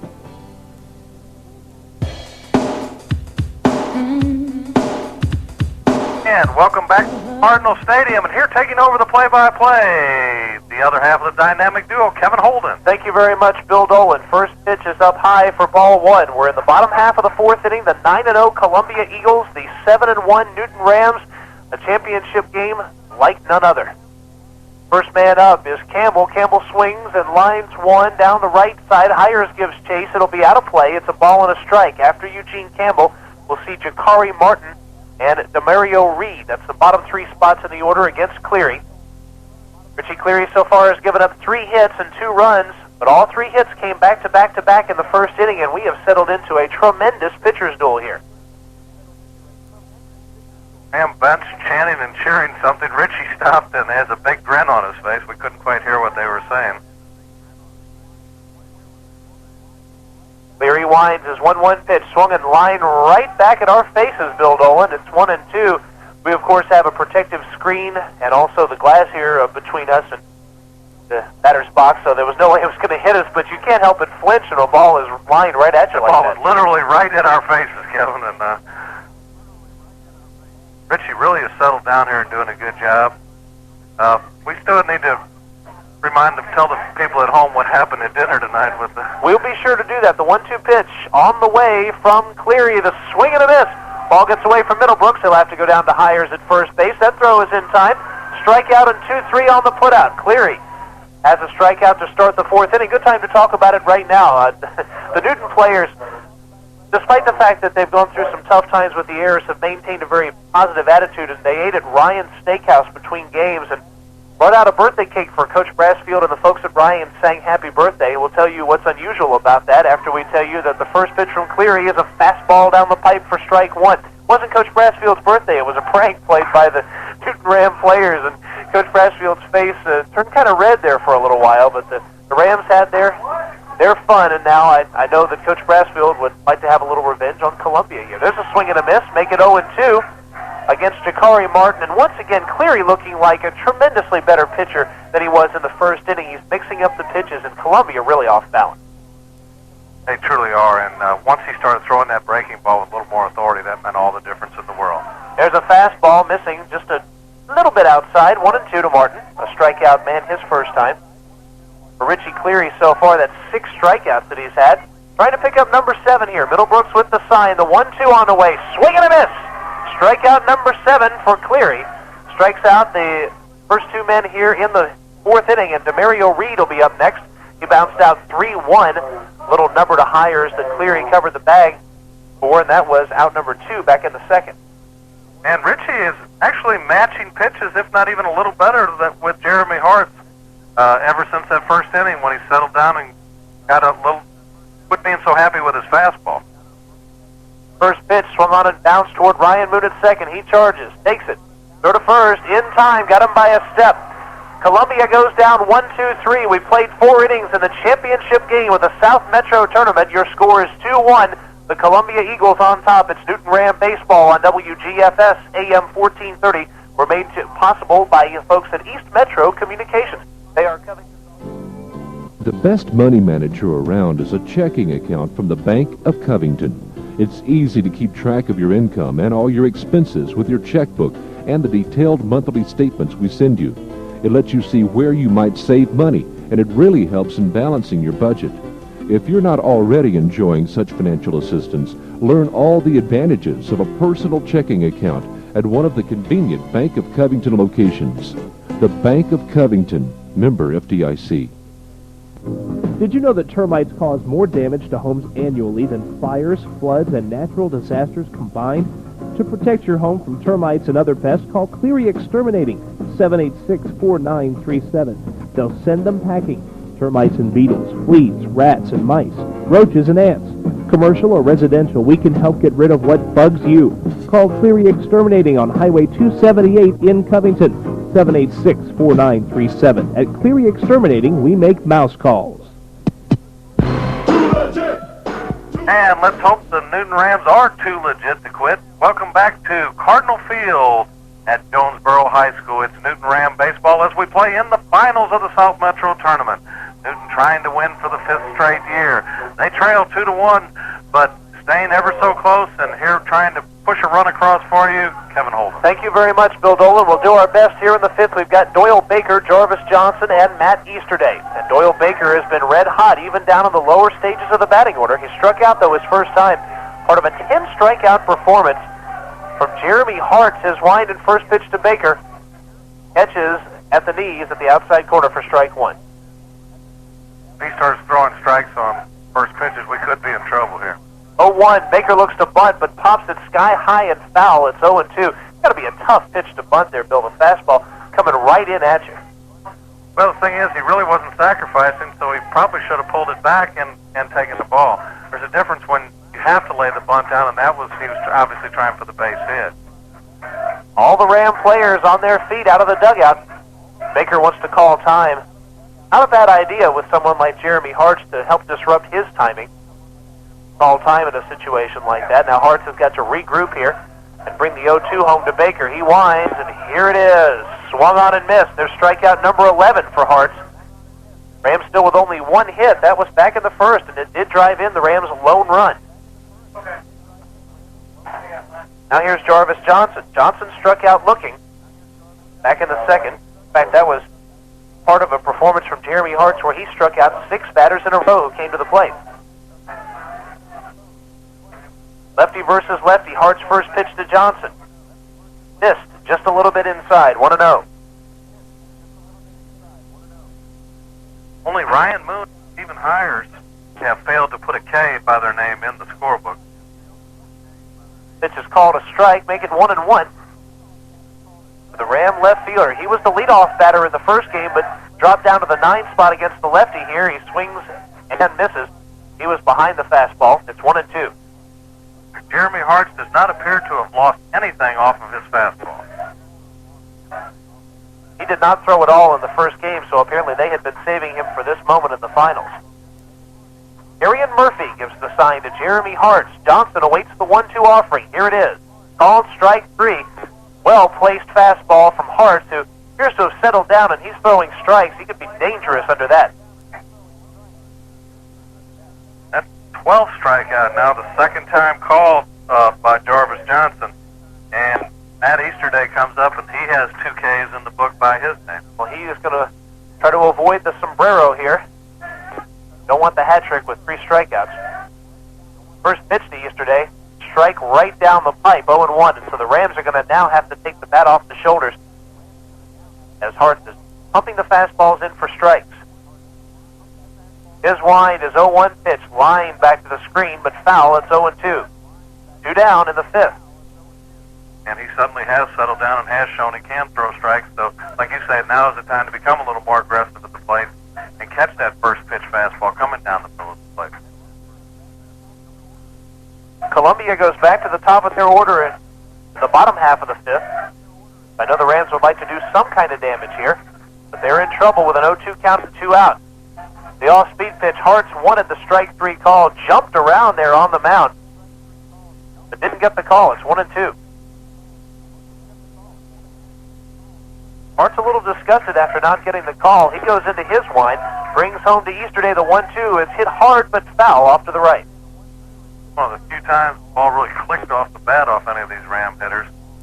Matt had a good cut at it but fouled it back. Well, Bill, my theory was that the second time through the order, the Rams would have more success against Jeremy Hart. He allowed 1 hit the first time through the order and none the second time. So, once again, our theories about this game seem to be all messed up. We can't seem to call any pitches with a 1-2 count or anything like that tonight. So let's see if we can't call a solid ringing base hit from Matt Easterday here. Telling me you're predicting that? I'm hoping for it. Murphy setting up inside, the 1-2 to Easterday. Missed inside. Evens the count, 2 balls, 2 strikes. On deck is Ryan Moon. Moon reached via the walk in the first. Popped out to the first baseman in the third. Easterday awaiting the 2-2 pitch. Swings, just gets a piece of it and fouls it back. They got a piece of Darian Murphy, who had to shake his head for a moment there. Matt Easterday battling at the plate, trying to avoid the sombrero. Getting here in the 5th inning. Rams only trail by 1. It doesn't take much to get right back into it. 2 balls, 2 strikes, the count. Here's the pitch. Swung and missed from Easterday on the off-speed pitch. They'll have to throw to first. They do. And the Rams going down 1-2-3. 13 strikeouts through 5 innings for Jeremy Hart. He strikes out the side here. We've played 4.5 innings in the championship game of the South Metro Tournament. Your score is 2-1. The Columbia Eagles leading our own Newton Rams. Ram baseball on WGFS AM 1430, made possible by the folks at East Metro Communications. The Toro Wheel Horse XL Series lawn tractors have a lot of big features, and one small one, the price. For as little as $1,499 at Coast to Coast Home and Auto, you could be driving one this season. These Toro Wheel Horse lawn tractors are available with tilt steering, step-through design, and recycler mowing decks. Some have shiftless hydrostatic drive transmissions, and Toro Wheel Horse stands behind these tractors with their 2-year total coverage guarantee. Get the details at Coast to Coast Home and Auto today. Has there ever been a better time to buy a Toro Wheel Horse tractor or riding mower? Here at Coast to Coast Home and Auto, we say the answer is no. Why? Because right now, qualified buyers can purchase any Toro riding mower or tractor with no money down, no payments, and no interest until October 1st, 1996. Take advantage of our special limited time offer at Coast to Coast Home and Auto, where we have a complete line of Toro Wheel Horse riding mowers. No money down, no payments, and no interest till next October. But hurry, this offer ends May 31st. And welcome back to Newton Ram Baseball South Metro Tournament. Here with the play-by-play, Kevin Holden. Bottom half of the 5th, the Columbia Eagles start with Jeremy Hart, the leadoff batter. Taking the first pitch for strike 1 right down the heart. Jeremy Hart, speaking of Hart, struck out his last time, looked feeble on the outside pitches. We'll see if Cleary goes back out that way. His 0-1 pitch. Hart's bunting it up the third baseline, and it's a beauty. Baker will stick it in his back pocket. Leadoff bunt base hit from Jeremy Hart's, only the 4th base hit given up by Cleary. Jeremy Hart's has been threatening to do that for 3 at-bats now, and he laid a nice one up that third baseline. And once again, Doyle Baker was laid way back. Hart giving no indication of being able to do anything else. Dropped it down, and don't know if that one would have rolled foul or not. I might have tried to let it go just to see, because you certainly wasn't going to throw him out at first. Here's Fletcher. He struck out twice. They go to first and almost get him there. The Columbia Eagle runners, either one of 2 things is happening. They're either taking really, really large leads, or they're very fooled by Cleary's pickoff move. He was kind of a combination of the two. That's a little less than lead this time. Looking for the bunt. Runner was delayed to steal. They may have him at first base. Throw down, not in time. And there should be an interference call on the batter, Dedrick Fletcher. I was pausing for a moment because the home plate umpire was having kind of a heated conversation with Joe Brassfield, and the batter interfered with Middlebrooks' pass to first base. He was out of the batter's box, and Middlebrooks was trying to throw the ball down there. Coach Brassfield came out arguing it too, and the umpire was saying something about having to. And now they changed it to a strike. Yeah, they were checking to see if he went around on the pitch. They checked the base umpire, who said he did go around. So it's an 0-1 count. Nonetheless, though, an interference call would not have been out of line there. Well, the batter just failed to get out of the way at all, and Chris Middlebrooks literally had to push him out of the way. This time, trying to bunt, he misses one that's about a foot outside, make it 0-2, and Fletcher's been trying that for a couple of at-bats, trying to bunt the ball up the first baseline for a hit. Regardless of the circumstances, even though that there's a runner at first, I don't think he's really trying to sacrifice him over. He's bunting more for a base hit. He hasn't looked too good against Richie Cleary, so you're probably right there. There's a swing and a foul tip. Middlebrooks hangs on. There's the first out. So after letting Hartz on base, Dedrick Fletcher gets hit with the hat trick here. 3 strikeouts. And that's 8 for Richie Cleary, so he's not quite keeping up, but not doing a bad job. Lyle Weaver steps to the plate. Weaver has not had an official at bat. Cleary has walked him twice. Snap throw to first. Hartz gets back in. Bad thing about that play where we were looking for interference is Hartz was way off the bag, and if Chris could have thrown right then, he would have had him easily. Runner's going with the pitch, swing and a miss. Throw down is not in time. In fact, it skips away, so a stolen base for Hartz. But we do have a strike on Lyle Weaver. So an 0-1 count. Throw appeared to be good. Looked like it had a chance, and then it kind of sailed at the last minute and bounced off of Brian Boone's gloves there. So Columbia will have a man in scoring position, and Cleary will have to bear down here, facing the 3 and 4 spots in the order. Home plate umpire, and while time is being called, is going to go out and give a little dusting to home plate, but you're not going to do much with the home plate the way it is right now after the soggy conditions all day. Hartz? Amazing this field is in the condition of this to even be able to be playing right now as much rain as we got earlier. Yeah, credit that to the Jonesboro folks. They've done an excellent job of staying right on top of this here. The pitch gets away, and headed for third base is Hartz. He is in safely there. Credit Jeremy Hartz with taking a good look, and that ball didn't skip very far away, but Hartz has got tremendous speed, so he gets to third on the wild. And now this batter becomes immensely important, because if he has a sacrifice fly or if there's a wild pitch or anything like that, that run can score from third. The Newton infield is going to play in here.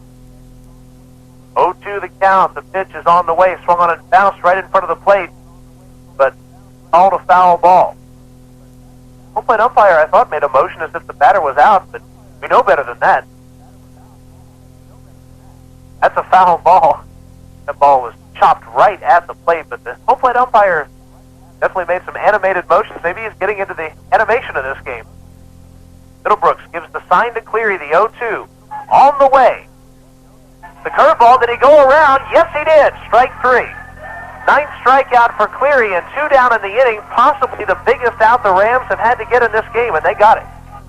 Good pitch by Richie Cleary. Really fooled the hitter Lyle Weaver badly, and he was unable to check his swing going around on it. Darius Gill is 1 for 1. He's also been hit by a pitch, so he has done some damage to Newton.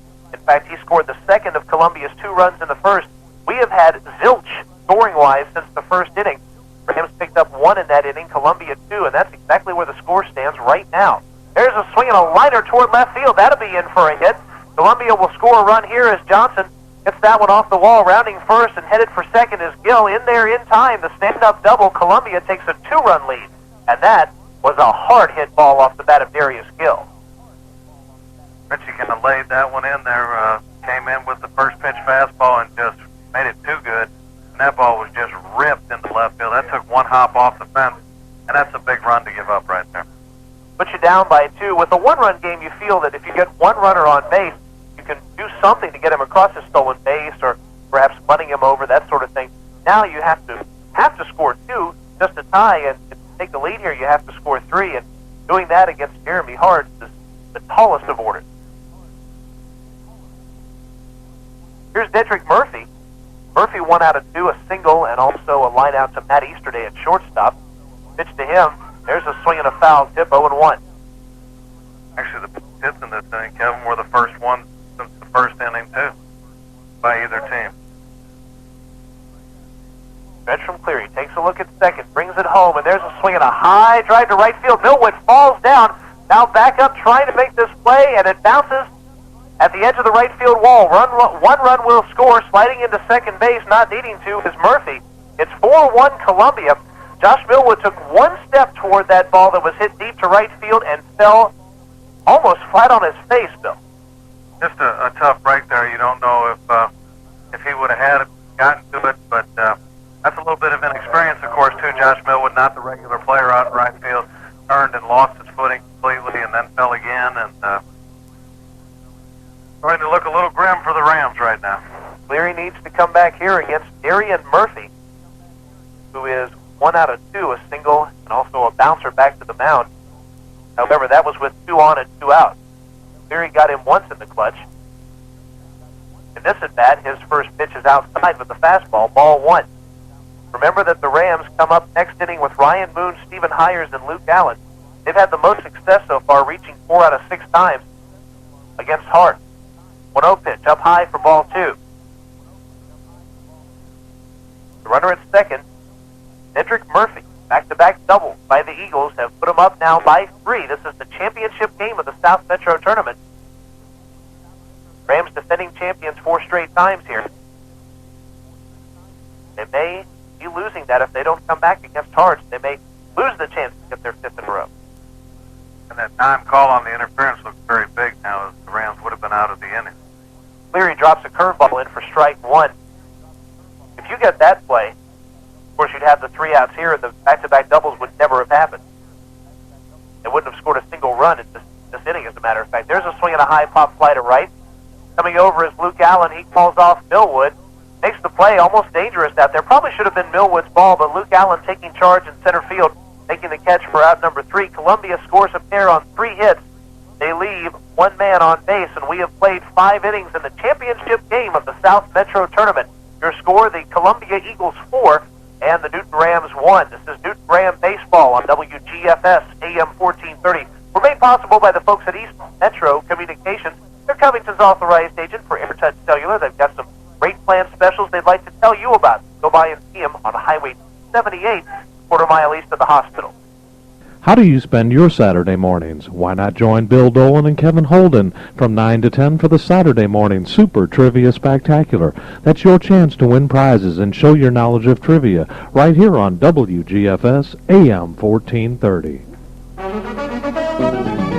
East Metro Communications, your local authorized agent for AirTouch Cellular, would like to thank their customers for making 1995 their best year ever. East Metro is this area's oldest cellular agent, and 1996 will be their 10th year in the cellular business. East Metro is starting off 1996 with another one of their incredible promotions. Free phones, no connect fee, no programming fee, and $100 credit on your first bill. If you're considering a cellular phone, go by East Metro Communications, a quarter-mile east of Newton General, at 7115 Highway 278 here in Covington, or give them a call at 786-6796. Certain restrictions apply, cannot be combined with any other promotion. And welcome back to Cardinal Field at Jonesboro High School. And we look at the scoreboard, the news not good. The Rams trail 4-1. Here with the play-by-play, Kevin Holden. In the 6th inning, we'll see Ryan Moon, Stephen Hires, Luke Allen. If anyone can get on base, you'll see Middlebrooks and Cleary against the left-hander, Jeremy Hart. Among those 3 batters, only 1 strikeout. Luke Allen was the man who went down on the first pitch, goes back to the screen, 1-0. Moon walked in the first, popped out in the third. 5 straight strikeouts from Jeremy Hart, so he had hit a groove for a while here. 1-0 pitch, Moon takes it, high and outside, ball 2. And again, for the Rams, got to make this man throw strikes.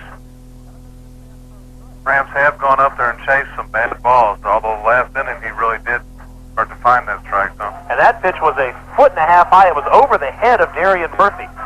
That one goes back to the screen, and with every ball, the Ram dugout, I don't know if you could call it the dugout, everyone's out of that, basically, standing out close to the on-deck circle, but every Ram player on that side making more and more noise with every ball that's thrown. Jeremy Hartz ran the bases last inning, if you remember, and had to do some diving back in. 3-0, well inside and low, and that one also back to the screen. So out of 4 pitches that were balls to Ryan Moon, 3 of them went back to the screen.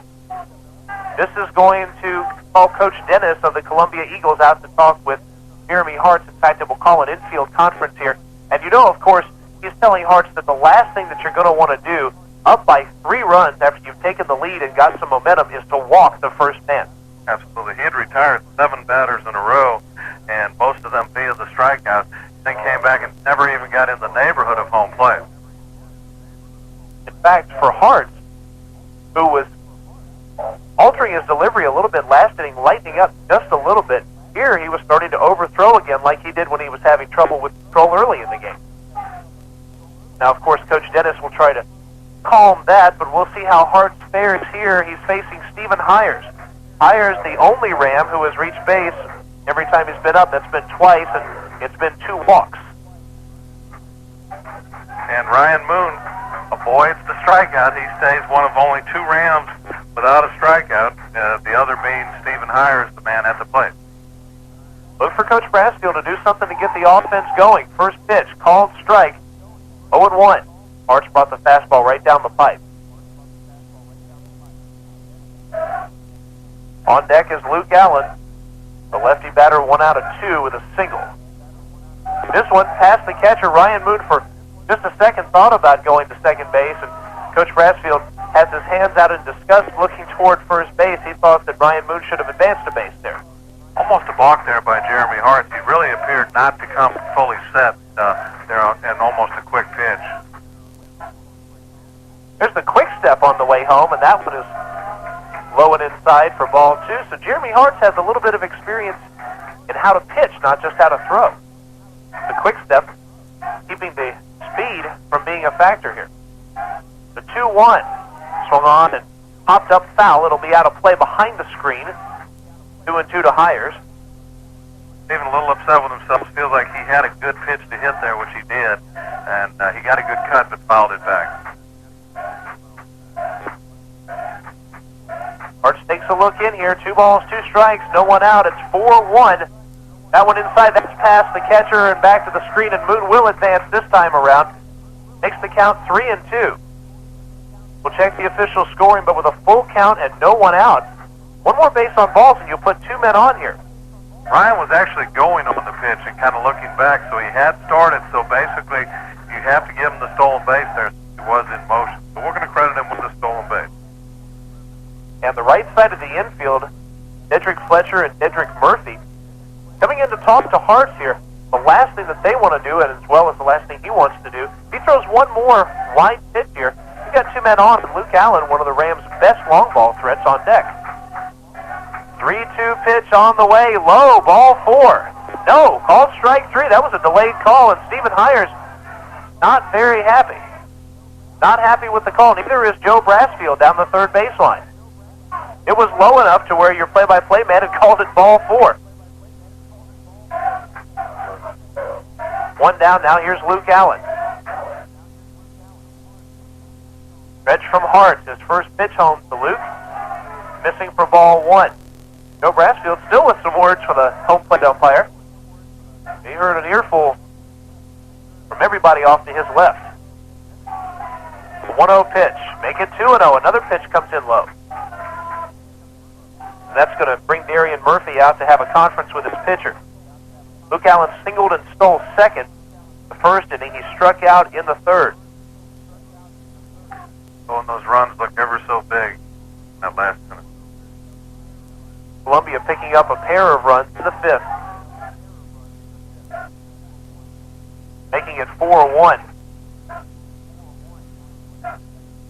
Right now with a runner at second and 1 out, Rams are going to have to do something big here to try to get back into the game, but the 2-0 pitch misses inside, ball 3. If you're Luke Allen, I have a feeling you don't want to take the bat off the shoulder here. Chris Middlebrooks is on deck. 3-0 up high, ball 4. So arguably, Hartz has not pitched well to a batter this inning. The strikeout on Hires was on a disputed call, and he's walked the other 2 men he's faced. Next could be damned now with Chris Middlebrooks coming out to the plate, but one swing of the bat by Chris, and it could be the equalizer. But I'm like you. I think I'd rather him keep the bat on his shoulder for right now. Trying to see if we have any action in the bullpen. It does not appear to be so. Nothing down the line for Columbia, down the right field line. They're in the first base dugout as the home team. That's the Newton team you hear in the background, giving instruction or encouragement to Chris Middlebrooks. Middlebrooks is 0 for 2, but hit a nice hard fly ball to right field his last time. Was thinking about bunting, but the ball's back to the screen. There go the runners for second and third. This inning, there have been some troubles between Hartz and Murphy, and Jeremy Hartz is throwing so hard and the ball moving so much that Murphy's having trouble back there. A pass ball on Darian Murphy puts 2 men in scoring position. Now, if you had the bases loaded in that situation, it would be 4-2 with second and third and no one out. That call to Stephen Hires looks even bigger. Cost a run, essentially. Because here it's 4-1. Runners are in the same position, but with 1 out, so it's cost them a run and an out. Also, of course, Ryan not running on that 1 ball that got away. 1-0 pitch, low and outside, 2-0. He would have been at third base already had he run on. So Middlebrooks, no reason to take the bat off his shoulder. The wind, the 2-0 pitch. There's the first strike we've seen in a while. Fastball on the inside corner. Columbia is playing the infield in. A base hit would make it a 4-3 game. That is, if it reaches the outfield. Rams still with only 1 hit so far. 2-1 pitch on the way. Low. Ball 3. And on deck, Richie Cleary. He would represent the potential go-ahead run if Middlebrooks can reach base somehow. 3 balls, 1 strike. The wind and the pitch. High, ball 4. Jeremy Hartz has pitched to 4 batters in this inning, and I think the night for him is about to be over. He's pitched to 4 batters, walking 3 and arguably walking the 4th on a disputed strike 3 call. I believe Jeremy Hart's night is finished. Flips the ball in anger toward the Columbia head coach, Coach Dennis. But we're going to see a pitching change here for the Columbia Eagles, and while we do, let's take this break. Ram Baseball on WGFS AM 1430, made possible by the folks at East Metro Communications, Covington's authorized, and I mean it, authorized, agent of AirTouch Cellular. At Hardy's Floor Covering and Supplies, we've got you covered with vinyl, wallpaper, carpet, wood, parquet, VCT tile, interior design service, carpet cleaning service, and blinds. They're the largest and most complete carpet store serving Newton, Rockdale, and Morgan counties, Lake Oconee, and surrounding areas. They specialize in residential and commercial flooring.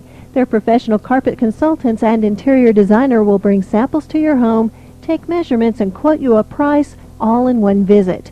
Call them, Hardy's Floor Covering and Supplies, 786-9245, 786-9245, or in Madison, 342-3869. 342-3869. Hardy's Floor Covering and Supplies.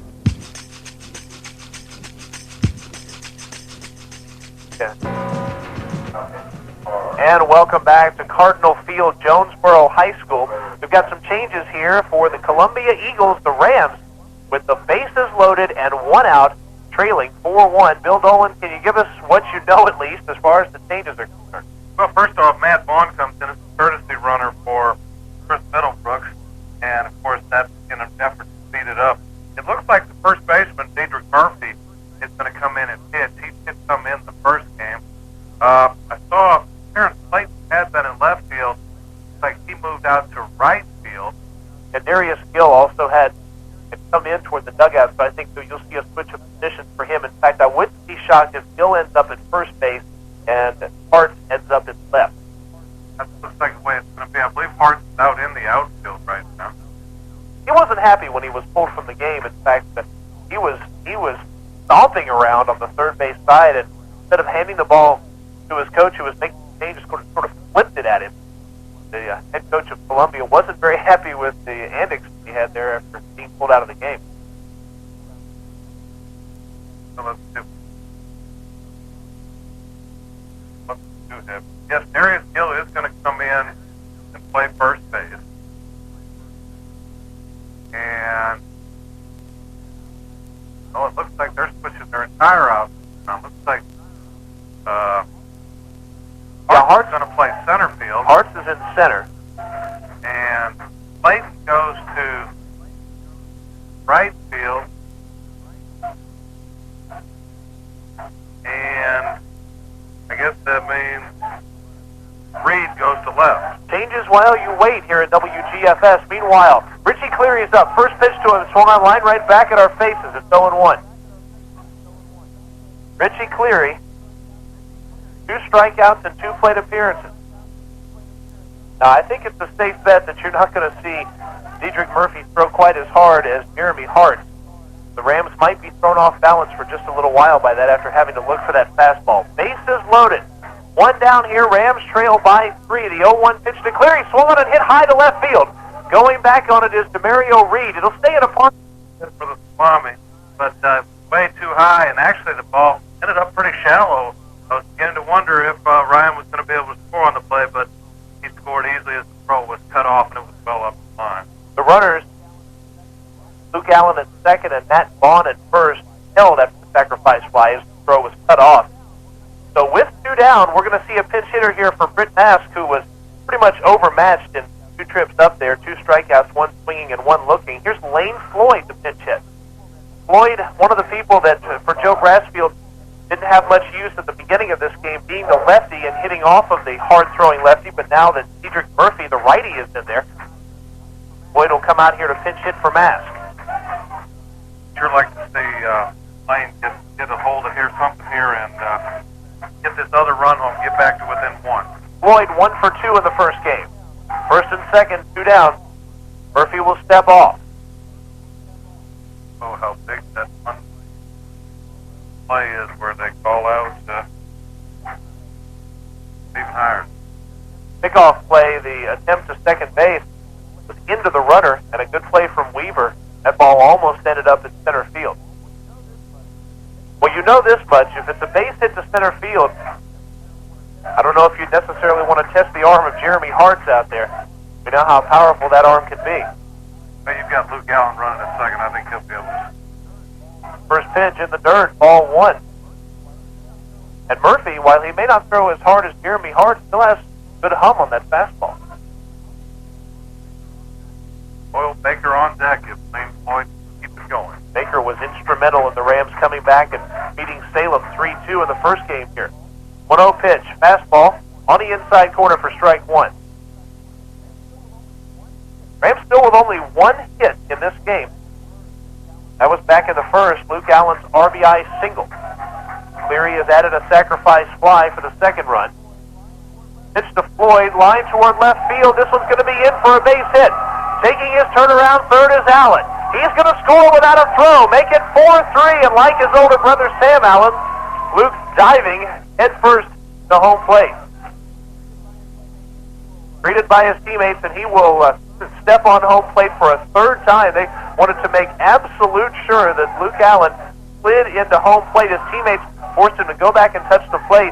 And when they forced him to go back, Bill, he didn't touch the plate the 2nd time, but he definitely did the 3rd time, stomped on it. And what a good job of hitting there by Lane Floyd. He fought off a tough pitch and just kind of dropped it sneakily out there. Unfortunately, Matt Vaughn unable to come around to third. Would have been nice to have him on third.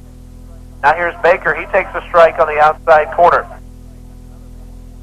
Baker's another man who's probably pretty happy to see Hart's leave this game. A lot of Ram batters are. Baker was 0 for 2 with a pair of K's in the scorebook. First and second, 2 down. Baker swings, pops one up, foul territory. It'll get out of play before Darius Gill can make it over to it. So Baker's in a hole 0-2. 4-3 your score. Shaping up to be a terrific championship game, reminiscent a lot of last year's championship game. Very emotional and a very close game. That was the Rams over Morrow 2-1 last year to win the South Metro Tournament title. Stretch, the 0-2 pitch to Baker. He stays alive, fouling it off. 2 outs here. A base hit by Doyle Baker could tie this score up. And we know, Bill, that Baker can come through in the clutch as he did with the situation with Cleary at first on the hit and run. That was back against Salem. Rams won it 3-2. Murphy looks at second. Now on his way home, the fastball outside. Make it 1-2. Jarvis Johnson on deck, and with a right-handed pitcher up there, you got to like his chances a little better if Doyle can keep something going here. Baker's got to fight here and protect the plate with a 1-2 count. They're going to go to second base. The fake pickoff play, trying to get the runner headed for third base, and they got him. He is out. They faked the throw to second base. The second baseman and the shortstop took off for center field. Matt Vaughn took off for third, and the pitcher had the ball resting in his mitt where he tagged Vaughn. Vaughn is caught stealing one unassisted to end the 6th inning. For the Rams, though, they pick up a pair of runs on one base hit, and after 5.5 innings of play, your score, the Columbia Eagles 4 and the Newton Rams 3. Newton Ram baseball on WGFS AM 1430, made possible by East Metro Communications, Covington's authorized agent for AirTouch Cellular. Aside from choosing the right home, it's important to choose the right mortgage loan. At Newton Federal Savings and Loan, we're putting today's low rates together with prompt hometown service in offering special construction perm loans with one-time closing, conventional and balloon mortgages, and more. And servicing of your loan remains right here, too. Newton Federal Savings and Loan, 3175 Highway 278, Covington. FDIC insured and equal housing lender. Bulldog Tire Company is your complete car care center. They take off tires, wheels, have wheel alignment, tune-ups, brake service, road and farm service, radiator repair, wrecker service, and much, much more. That's Bulldog Tire Company. Talk to owner Tommy Coker at 787-6030, 787-6030. Bulldog Tire Company, 4108 Elm Street in Covington. Bulldog Tire Company.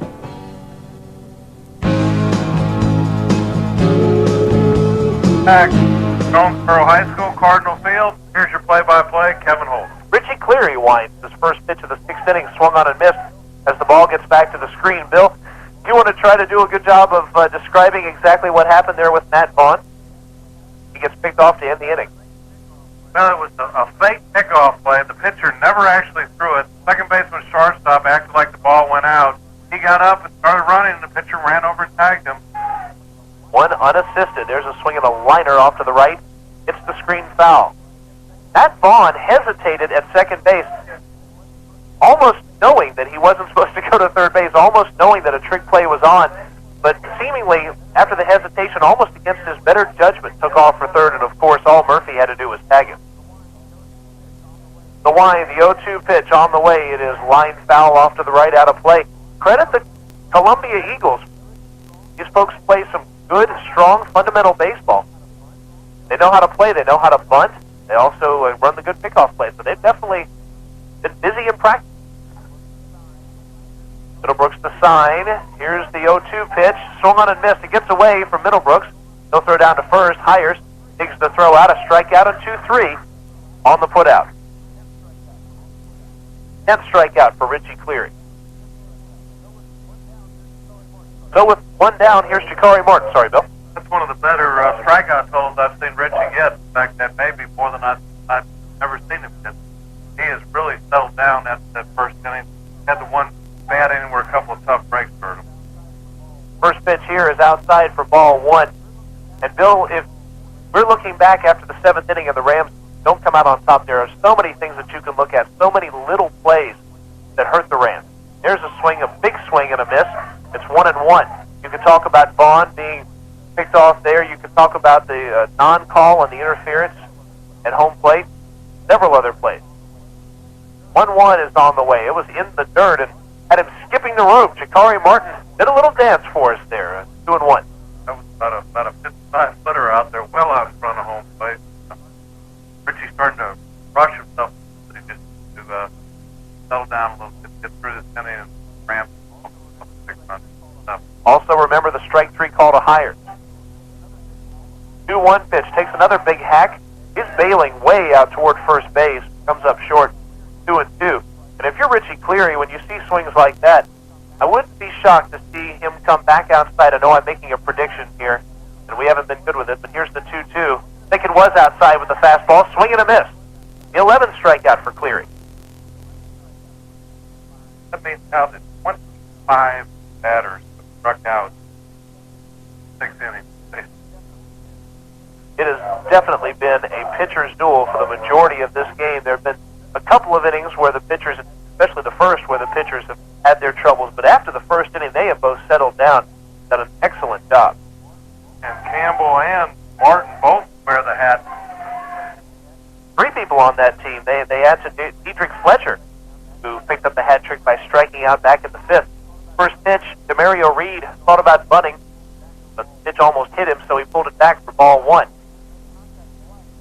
Reed has made contact twice, but has grounded out twice. Here he loops one, first base side. Stephen Hires made a diving attempt, couldn't come up with it. It's 1-1. Hires a little slow to get up. He did everything he could to try to make the catch there. That's definitely one young man who would like to have seen that be out number 3.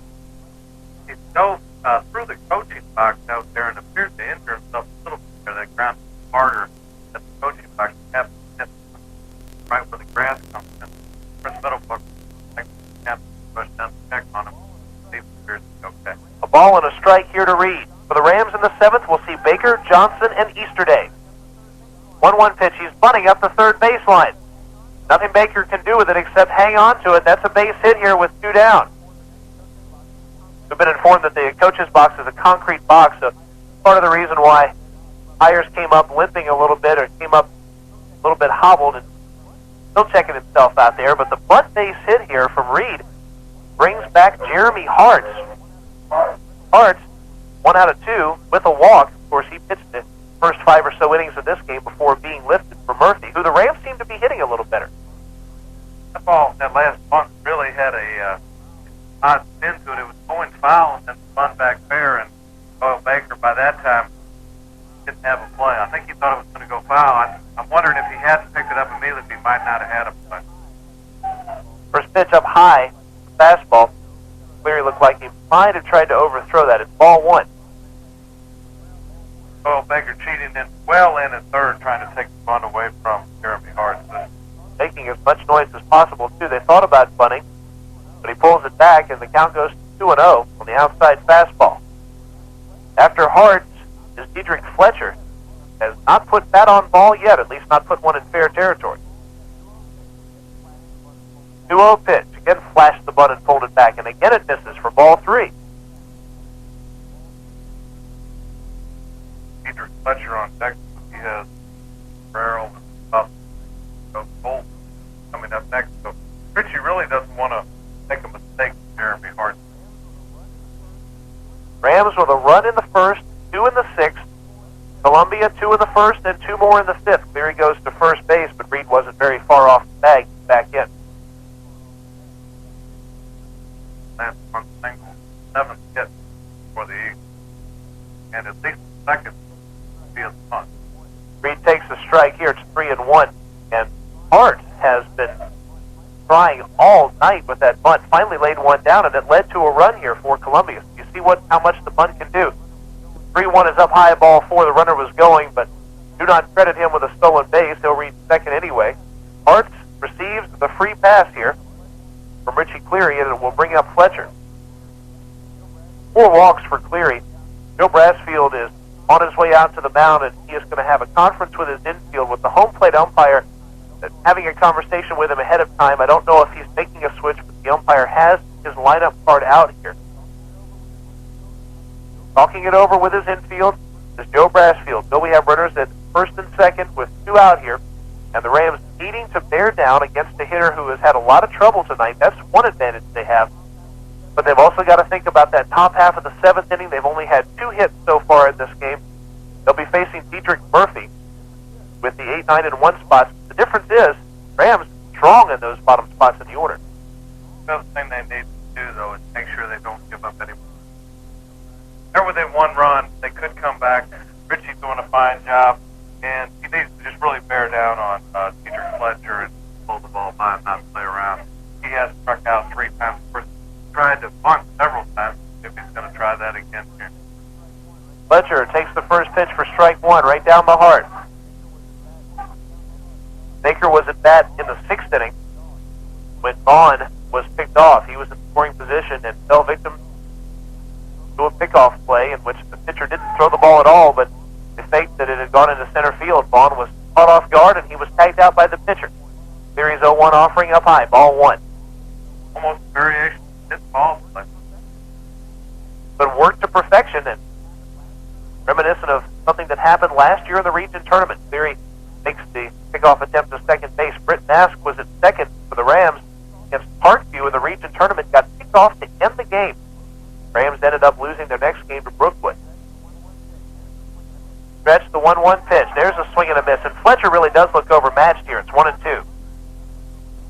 And Richie's trying to add some, has 12 strikeouts over the day, and make Mr. Fletcher wear the Holden sombrero. 4 strikeouts. The 1-2 pitch, swung on and missed. So give him 4 strikeouts, give Cleary 12. He'd gladly trade every single one of those, though, for at least one Newton Ram run as we go to the 7th. Your score as we head to what might be the final inning of this South Metro tournament of 1996. Columbia leads the Newton Rams 4-3. It's Ram Baseball on WGFS, made possible by East Metro Communications, Covington's authorized agent for AirTouch Cellular.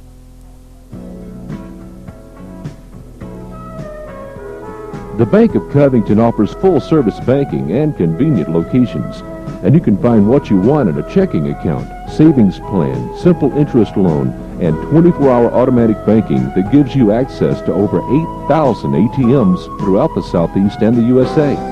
Just what you would expect from a leading financial institution. The Bank of Covington, member FDIC, an equal opportunity lender. Did you know that termites cause more damage to homes annually than fires, floods, and natural disasters combined? To protect your home from termites and other pests, call Cleary Exterminating, 786-4937. They'll send them packing. Termites and beetles, fleas, rats and mice, roaches and ants. Commercial or residential, we can help get rid of what bugs you.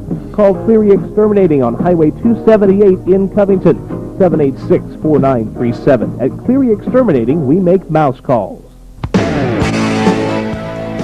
And at the top of the 7th inning, do or die for the Newton Rams. They trail by 1. Here to bring you the play-by-play, and if he can't bring that run in for you, well, Bill Dolan, it works like this. I don't think the Rams want to play any type of postseason or championship game that isn't tremendously exciting. Remember the Parkview game and the Brookwood game at the region tournament last year, games of inches. A couple of inches this way or that way, Rams could have won. The game against Morrow to win the South Metro Championship last year. Also a game of inches. Rams actually came out on top in that one. This one, you could say the same thing. A play this way or that way could determine the game for Newton or for Columbia, but it will be up to the Rams in the 7th as they trail by 1. Doyle Baker is first up. He's 0 for 2, but this is his first chance facing Murphy. Swings at the first pitch, bounces it out towards short. Weaver takes it, his throw to first, not in time. Pulled the first baseman off the bag, and the Rams have a leadoff runner here. A close play at first base. It's a single for Doyle Baker. But he is safe there, and that draws a serious reaction from the Columbia team and the Columbia crowd. This is a team that lives and dies by its emotion. Talking about the Eagles of Columbia, and you can see some disgusted players after that. Good hustle by Doyle Baker. He didn't get good wood on the ball, well, you never do with a metal bat. Didn't hit it real well, but he hustled out of the box and just did beat the throw down there. Looked like he got there right about the same time as the ball, and credit him with a base hit and a big one. Johnson was looking to bunt, but tried to go after a pitch outside the strike zone. It's 0-1. Jarvis Johnson looking to sacrifice that runner over, but again, that pitch was about 1.5 feet outside. It really doesn't help you because even if you hit the ball, you're not going to lay down a good bunt. It wasn't running bunt, so he needs to make sure the ball's a strike before offering at it with the bunt. Luke Allen warms up in the pen. They go to first. Baker is back. Luke Allen would come in if the Rams can make some kind of a comeback here. They trail by a run, but with no one out, they have a man on. Do anything to advance him. Johnson looking to bunt. Bunts it up the third baseline. A one-hopper. Bobbled by the third baseman. His throw to first. Gets away, and safe there is Johnson. 2 men on. That one was bobbled by Eugene Campbell, and his throw was a very soft one to first base where Fletcher couldn't hang on to it. 2 men on. No one out for the Rams. It's a sacrifice, but call it an error on the third baseman Campbell. They should have had him at first. The sacrifice would have been successful regardless. So it is a sacrifice and an error. Now the question, Bill, is when you do the official stats, how does that count at bat or plate appearance-wise? Okay, that does not count as official stats. The sacrifice. Sacrifice is free at bat. Okay. But the error means he does at least reach base. I know in most on-base percentages that would be the case. In other words, they would figure times reached on an error in an on-base percentage, but if you were figuring it that way, then it would. Well, that answers that question. First and second, no one out. 4-3 game. Coach Dennis has gathered a conference of his entire team at the pitcher's mound, giving them some words of encouragement. Dietrich Murphy being consoled by his middle infielders, Weaver and Fletcher. Set to hit is Matt Easterday. Easterday would love to get off the schneid. He's 0 for 3, a 3 strikeout performance here. The first, the third, and the fifth. That bunt by Jarvis, not a very good one, considering some of the bunts we've seen him lay down. Actually, I was afraid there was going to be a first and second dog and a great jump off of first, running with as the ball, as soon as the ball was touched. Infield coming way in, looking for Matt to bunt. Murphy the stretch, his first pitch inside almost hits Easterday. A ball, no strikes to the Ram shortstop. Nothing personal against Matt, but I wouldn't have minded if that would have grazed his jersey perhaps on the way by. He could take one for the team and have the bases loaded for Ryan Moon. I know of a lot of people who wouldn't mind that. The stretch. Here's the 1-0 pitch. There's a strike, outside corner. Evens the count. 1 ball, 1 strike. Newton Ram players have been on their feet for the last several innings, cheering on the Ram hitters and the base runners, and Easterday is going to call time, and he's going to go down and talk to Brassfield. Never a dull moment with Newton Rams baseball when the dynamic duo brings it your way. Wow. This is about as exciting as you're going to see this get, at least before the region tournament starts this year. The 1-1 pitch, Easterday looking to bunt. He pulled it back. Runner heads for third. There's no one there. It's a stolen base. A double steal, as a matter of fact, and that is a tremendous play from the Newton Rams as the third baseman Campbell was so far in, they were giving him third base. Credit Joe Brassfield with getting those runners up there. Oh, what an outstanding play. You fake the bunt, gets everybody running and moving. Nobody covers the base, almost like the wheel play, and both runners a stolen base, and now they're going to walk Easterday intentionally. Bases loaded, nobody out, and up comes the plug. Ryan Moon, and we will see who Coach Dennis brings in at the end of the night for Murphy.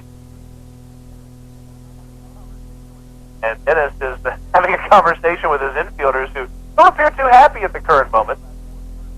Murphy kind of flung his glove out toward first base, but runners at second and third, and you essentially accomplish with pulling the bat back with the sacrifice what you would have with the sacrifice. The only difference is you don't give up and out.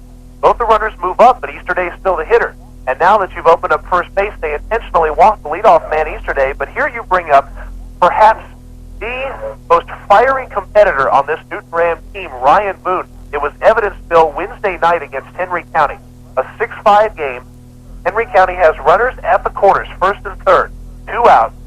They have to keep that runner at third from scoring in order to make it here to the finals.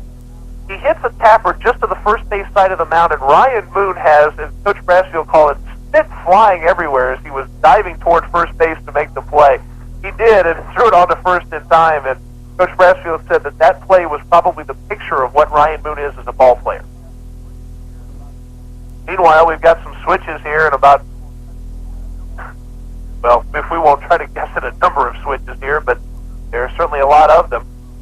This one doesn't appear to be too much. It looks as though Darius Gill just comes in from first base, and Big Murphy goes back to first base. You know, the dangerous play about walking Matt Easterday, bringing in a pitcher who has not thrown yet, has to throw strikes. So if he walks, the run automatically scores. I'm a little I don't know if I walked Matt yesterday. Especially since it really wasn't anything of Murphy's fault that allowed those runners to go to second and third. It was the fact that there was no third baseman covering the bag. That's more a heads-up play on the Rams' part than it is a fault of Murphy's. Well, nonetheless, Murphy's back at first base. Rams with the bases loaded, no one out. Here's Ryan Moon. Now, this is really dangerous. The whole outfield has come way in. If Ryan plugs a gap, that's going to empty the bases. This is not like there are, this is the bottom of the inning and it's the winning run at third. It's really dangerous. Of course, I guess they don't think Plug could plug it, but I'd love to see him rip one over to second baseman's head about now. In the dirt out in front of the plate, Baker, for just a moment, thought about coming across. I don't know, I'm kind of happy he didn't. That one bounced right back toward the pitcher, Gill, and he could have thrown the ball home in time. So it's 1 ball, 1 strike. First pitch was a fastball on the outside corner. Doyle Baker, the runner at third. Jarvis Johnson at second. Easterday, after the intentional walk, is at first. From the first pitch, you had the sense that this was going to be a great championship game. The 1-1 pitch, low and inside, ball 2. And Darius Gill is a hard thrower, so what this tells you is perhaps he has a little trouble with the control. And he definitely has to throw strikes. He's got no room, no margin of error, so Ryan can look for just a perfect pitch to drill. If it's not there, lay off it. 2-1 count, that's a strike. Oh, no, it's not. Sounded like the umpire made the call for a strike, but he did not. Make it 3 balls, 1 strike. 1 more wide pitch, and we would have a tie score here. After Coach Brassfield, do you let Ryan Moon swing at his pitch, or do you make him take? With Stephen Hires on deck, who has walked twice and struck out 1, with nobody out. That's a tough call right there, with no one out, and the bases loaded. Remember, 1 wide pitch does score a run, but of course, as an aggressive offense, you don't hope for taking walks to score runs. I would say if you're Ryan Moon, you zone to a particular spot. If it's there, you swing. 3-1 pitch. He is swinging lines at foul. 3-2, and I think that pitch was in that zone. Had a good pitch to hit and had a good cut at it and fouled it back. I got to agree with that, yes. It was a strike, and it was a great cut. Now he has to just be careful, and if it's not a strike, he doesn't want to swing at it because that will bring the run home. With the bases loaded, no one out, a myriad of possibilities can bring a run home. A wild pitch, a pass ball, a sacrifice fly, of course a walk or a base hit. Coach Joe Brassfield talking long and hard to Lane Floyd, or to Doyle Baker down at third. Doesn't want to lose the runner. The stretch, the 3-2 pitch. Roll ball 4. Doyle Baker will come across home plate and will be congratulated by teammates who look like he's just hit some kind of game-winning home run. Granted, he had a chance to walk in from 90 feet away. We are tied at 4. That was a close call on ball 4. And the Columbia team, the Eagles, standing around not very happy with the call of the home plate umpire. We are tied at 4, though. Still the bases loaded. Still no one out. Here's Hires. 0 for 1. Once again, that decision to intentionally load the bases, maybe not a good decision when you're bringing in a fresh pitcher. Gill's wind, his first pitch to Hires, swung on and hit high toward the first base side. A high pop fly, but it's foul. 0 1. Even with the right idea, trying to drive that ball into the outfield. Anything into that outfield is going to bring this lead run home. Big momentum, Big Mo as they call him, is switching back toward Newton here. The 0-1 pitch on the way. Makes a swing, but it is a strike. It's 0-2. I'm not sure if he went around or if that was a strike on the outside corner. Either way, it's a strike, and Steven in the hole really has to protect the plate now. After Hires, we'll see Luke Allen, the 0-2 pitch on the way. Called strike 3. Fastball on the outside part, and Stephen Hires takes another look back and kind of shakes his head at the home plate umpire. That's the second straight time, 2 straight at-bats in 2 consecutive innings that's happened to him. That one a lot better pitch. That obviously was a strike. Yeah, there are a lot of differences between that and the one in the 6th inning that was almost a demoralizer for the Rams. Tied at 4 with 1 down on the bases loaded. Here's Luke Allen. Murphy, the sign. Here's the wind and pitch. That's low with a fastball. No, it's a called strike. Our home plate umpire is delaying his calls, and with the noise, I can no longer hear him like I could earlier in the game. So I have to stop relying on that and watch the right arm. Here's Allen awaiting the pitch. Thought about going at the off-speed. Did not, though. It's 1-1. They'll bring Murphy out to talk with Gill. Maybe they had their signs crossed there. A ball and a strike. Bases loaded. One down. Throwing any kind of off-speed pitch could be dangerous if it bounces in front of home plate and you're dealing with a Ram lead. And that last pitch, Gill, to me, appeared to balk. He was fully set, and he flinched his elbow again before he came in. Watch and see if he doesn't do it again. Stretch and the pitch. Swung on and bounced toward third. They'll have the chance to come home. They do it there for one. They'll have no other play. So 2 down. Retired 5-2 at the plate is Jarvis Johnson. Safe on the fielder's choice is Allen. It will take a 2-out base hit from none other than the Ram team leader who's been missing for 3 days, but is back, Chris Middlebrooks. Now we'll take the base hit, pass ball, the wild pitch, the error. With a bases loaded, no one-out situation, if Columbia escapes with only 1 run scoring, you'd have to consider them pretty fortunate. If the Rams, though, can pick up 1 more run, then you'll probably see Luke Allen come in and try to close the door on a 5th straight South Metro Tournament championship. But, of course, they've got to get that man home from third base.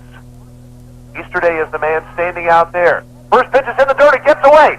Here comes Easterday headed for the plate. The tag not made. He is safe. It is 5-4 in favor of the Newton Rams. Easterday scoring on what I believe to be a wild pitch.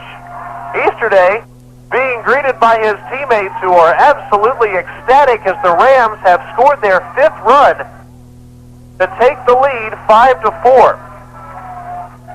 He was intentionally walked and then came around to score here on the wild pitch, Bill, so it was the go-ahead run, Easterday, that was intentionally passed towards the 5th run. Other runners move up on the wild pitch, 2nd and 3rd. And 1 ball, no strikes, I believe the count to Chris Middlebrooks. This would be a big hit here. Stretch, and Gill delivers. It is on the outside corner, so it's a ball and a strike. The Rams with a total of 3 base hits, but they have 5 runs. So Columbia's 4, so that's where it counts. Columbia, plenty more hits than the Rams do. There's a swing and a liner fair down the third base line. 1 run will score. Around third is Luke Allen. He will score. It is 7-4 in favor of the Newton Rams, whose bats have come alive at the most crucial time, the 7th inning of the championship game of this South Metro Tournament. And senior leader Chris Middlebrooks comes through with a ripped double just inside the bag. Yeah, but whatever happened to the old adage about protecting the line in a tight ball game? Late. I don't know. That in that particular circumstance, third baseman Eugene Campbell, who has really had a kind of a torturous 7th inning here, was playing a good 5 or 6 steps off the line. I don't know, though, Bill. Even if you were playing close to the line, that ball was hit so sharply, you would have had a tough time with that. Either way, though, Middlebrooks is at second. Actually, Matt Vaughn is pinch running, the courtesy runner at second base, with instructions, I'm sure, to stay very, very close to the second base bag. Now here's Cleary. Stretch, first pitch on the way to him. In the dirt, ball 1. The Rams have come alive with 6 runs in the last 2 innings, including 4 here, after trailing 4-3 coming into this inning. Darius? I'm sorry, Big Richie would like to help with another run here. Swings and fouls one off to the right. It's even at a ball and a strike. That last hit by Chris Middlebrooks is so huge because just a 1-run lead now turns into a 3-run lead. And Richie Cleary, a great job of pitching to keep the Rams in the game, and finally, with a little bit of help from the Eagles and some good base running and some timely hitting, the Rams have come from behind to take the lead. Allen has finished warming up. In fact, he finished warming up quite a long time ago, as he was running the bases for a while. Richie swings and misses here, making it 1-2. So you wonder if we might not see Cleary come back out for the 7th inning. Matt Vaughn leads the way from second base. He was picked off there in what we thought might be the difference in this game. Fortunately for now, it may not be. Cleary swings, pops it up, right side out of play. Richie's last time bat did have that sacrifice fly that was kind of critical for the Rams. Started back into the game, being down by 3 runs at that time. Looking rather bleak, but that's when they finally knocked Arts out of the game. And Richie losing some more foul ball. And pops another one up to the right out of play. Coming up for Columbia in the bottom half of the 7th, Lyle Weaver, Darius Gill, and Dietrich Murphy. They have so far 4 base hits in 6 at-bats against Ram pitching. Yogi Berra said it ain't over till it's over, and he is definitely right here. Leary takes one. That was a close one near the outside part of the plate, but it's outside for ball 2. Sounded earlier like I heard the fat lady warming up, but somebody must have stuffed her in the closet and didn't let her sing. I want to use a Ram fan, apparently. Stretch, the 2-2 pitch to him. He gets a piece of it, fouls it back. He had a fastball in the place where he likes the fastball, and he wasn't terribly happy that he couldn't make good contact with it. Might have been just a little high for even Richie, but he had that gleam in his eyes as he went after it. That's a good at-bat for Richie. He's really battling away, swinging away, and Richie's had a fine game out there tonight. Most certainly has. In fact, after that first inning, he settled down and looked about as good pitching as we've seen him perhaps in his high school career. He had a couple of games last year that could rival this. But in a situation as big as this, I don't think there was one. He swings here, grounds one hard towards short, coming in on its Weaver. His clean play and throw is in time. That'll do it for the Rams here. They pick up 4 huge runs in the 7th inning of this game on a total of 2 base hits. And they left 1 man on base. So your score, after 6.5 innings of play, now it's the Rams with a chance to retire Columbia and pick up the championship.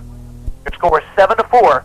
The Rams lead. Newton Ram baseball on WGFS AM 1430, made possible by East Metro Communications, Covington's authorized agent for AirTouch Cellular.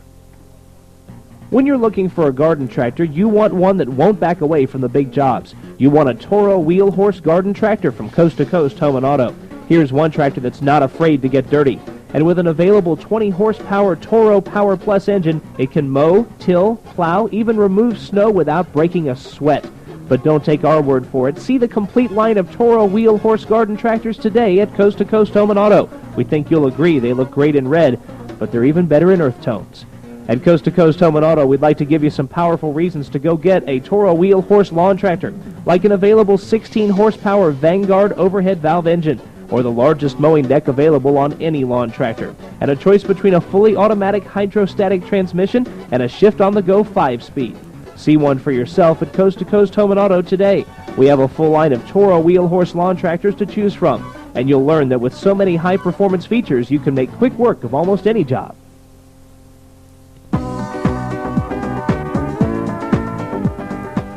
Yes, welcome back. 3 outs remain from the Newton Rams' 5th consecutive South Metro Tournament Championship. Richie Cleary trying to go the distance. Can he do it? Here's the man to tell you about it, Evan Holden. Cleary is back out there for the 7th inning, and Luke Allen, who had warmed up, apparently is going to be ready in case the Rams need him, since he's already warm. He's out in the field in center right now, but they can bring him in at any time. Rams with a 3-run lead. Richie Cleary has to retire Lyle Weaver, Darius Gill, and Dietrich Murphy. The meat of this Columbia order, and after Murphy, it's Darian Murphy and Eugene Campbell. All 5 of those folks, with the exception perhaps of Campbell, have hit Cleary pretty well. Bottom of the 7th, and the Rams 3 outs away from capturing yet another South Metro Tournament Championship. This one, I can tell you, Bill, from being at the previous 4, been the most nerve-wracking easily of all of them, even more so than the Morrow game last year. Cleary's first pitch called strike, inside corner. That's what you love to see. Take the lead, come out, throw strikes, go home. Understood. A 1 pitch in the dirt, making a ball and a strike. Weaver walked in the first, walked in the third. Cleary struck him out in the 5th. Richie Cleary has struck out 12 batters. 10 of them have come against 3 hitters in this order. He's also walked 4 batters. Cleary has. Here's the 1-1 on the way. Swung on and missed. It's 1-2. This Newton Ram team today, finally showed the fire and emotion that really had been missing from a lot of these previous games, especially one that the Rams played Monday against Fayette County that they lost 7-2. I think they received a little bit of a wake-up call this week, Bill. They made 15 errors in the first 3 games this week. Much better today with the leather, and Richie Cleary looking strong here. A ball and 2 strikes. Chris Middlebrook appeared to be shook up a little bit there. I don't know what happened. I think head side of the mask. 1-2 pitch. Up high and outside, ball 2.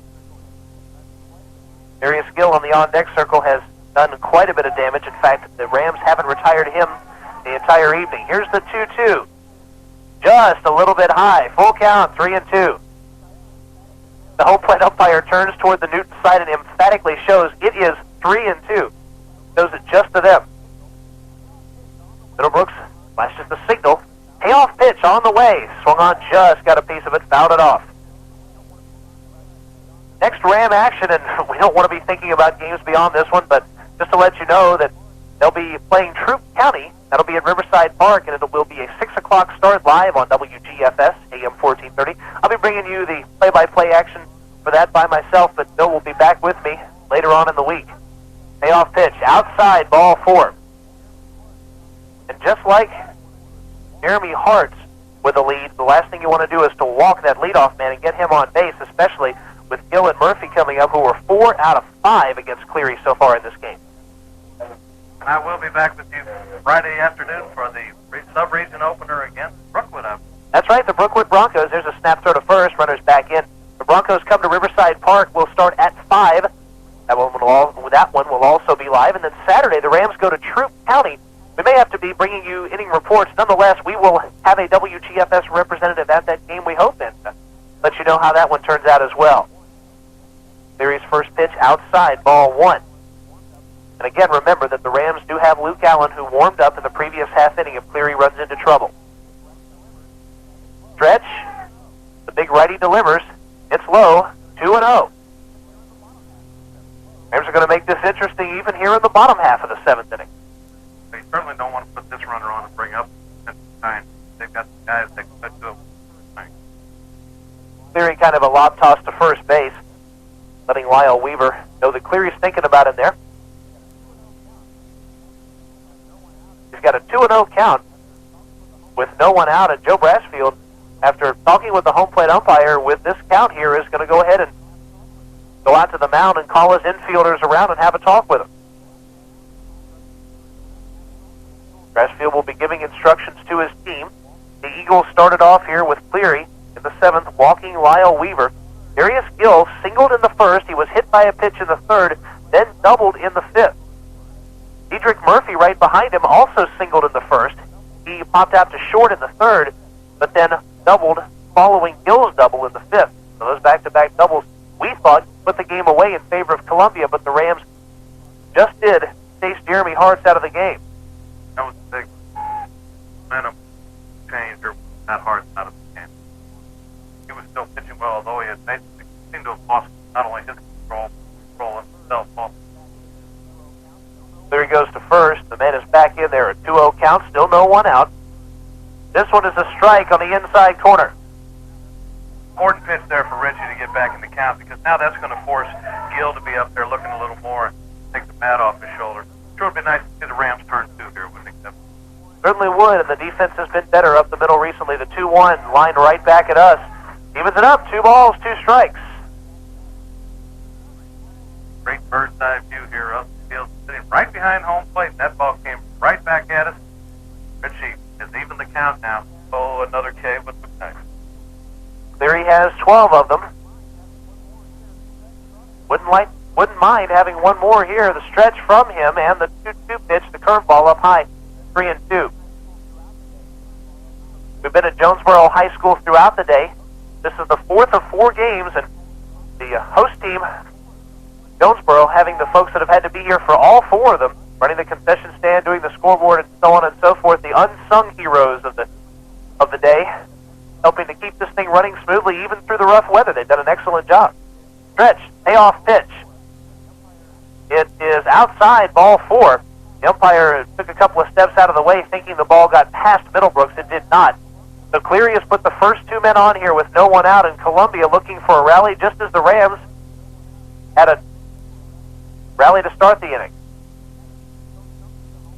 Richie Cleary showing something to the home plate umpire with a sleeve.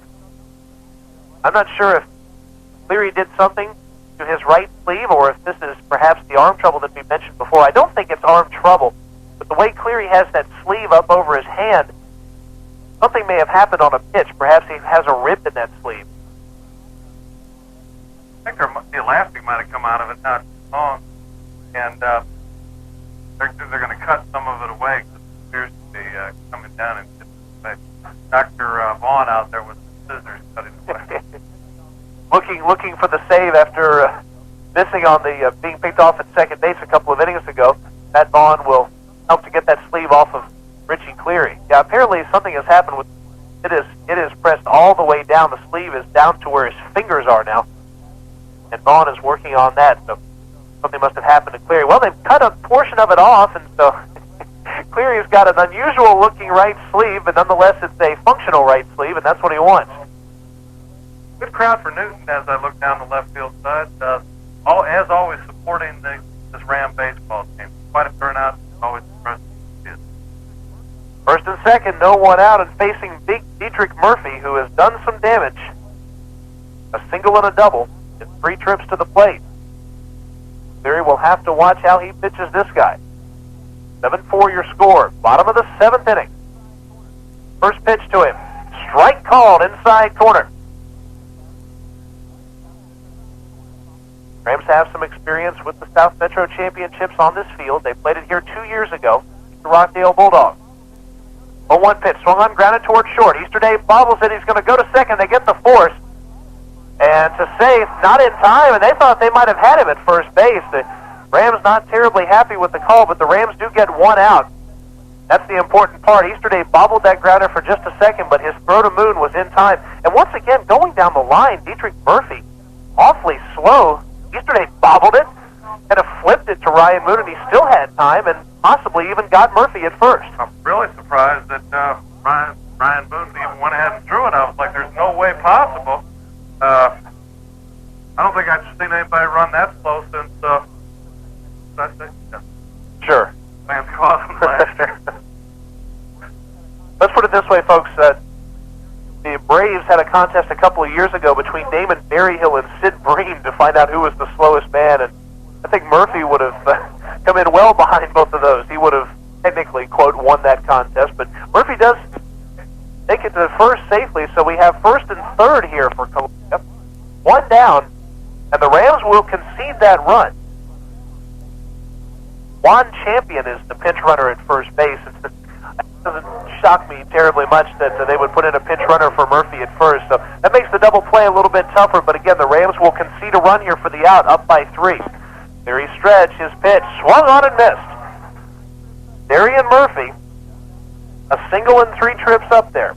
Also grounded out to the pitcher and flight out to center. That ball was tailor-made for a double play. If Matt hadn't bobbled it slightly, and here comes one of the runs on the wild pitch. Richie Cleary throws one off the inside corner and away from Middlebrook, so the run scores make it 7-5.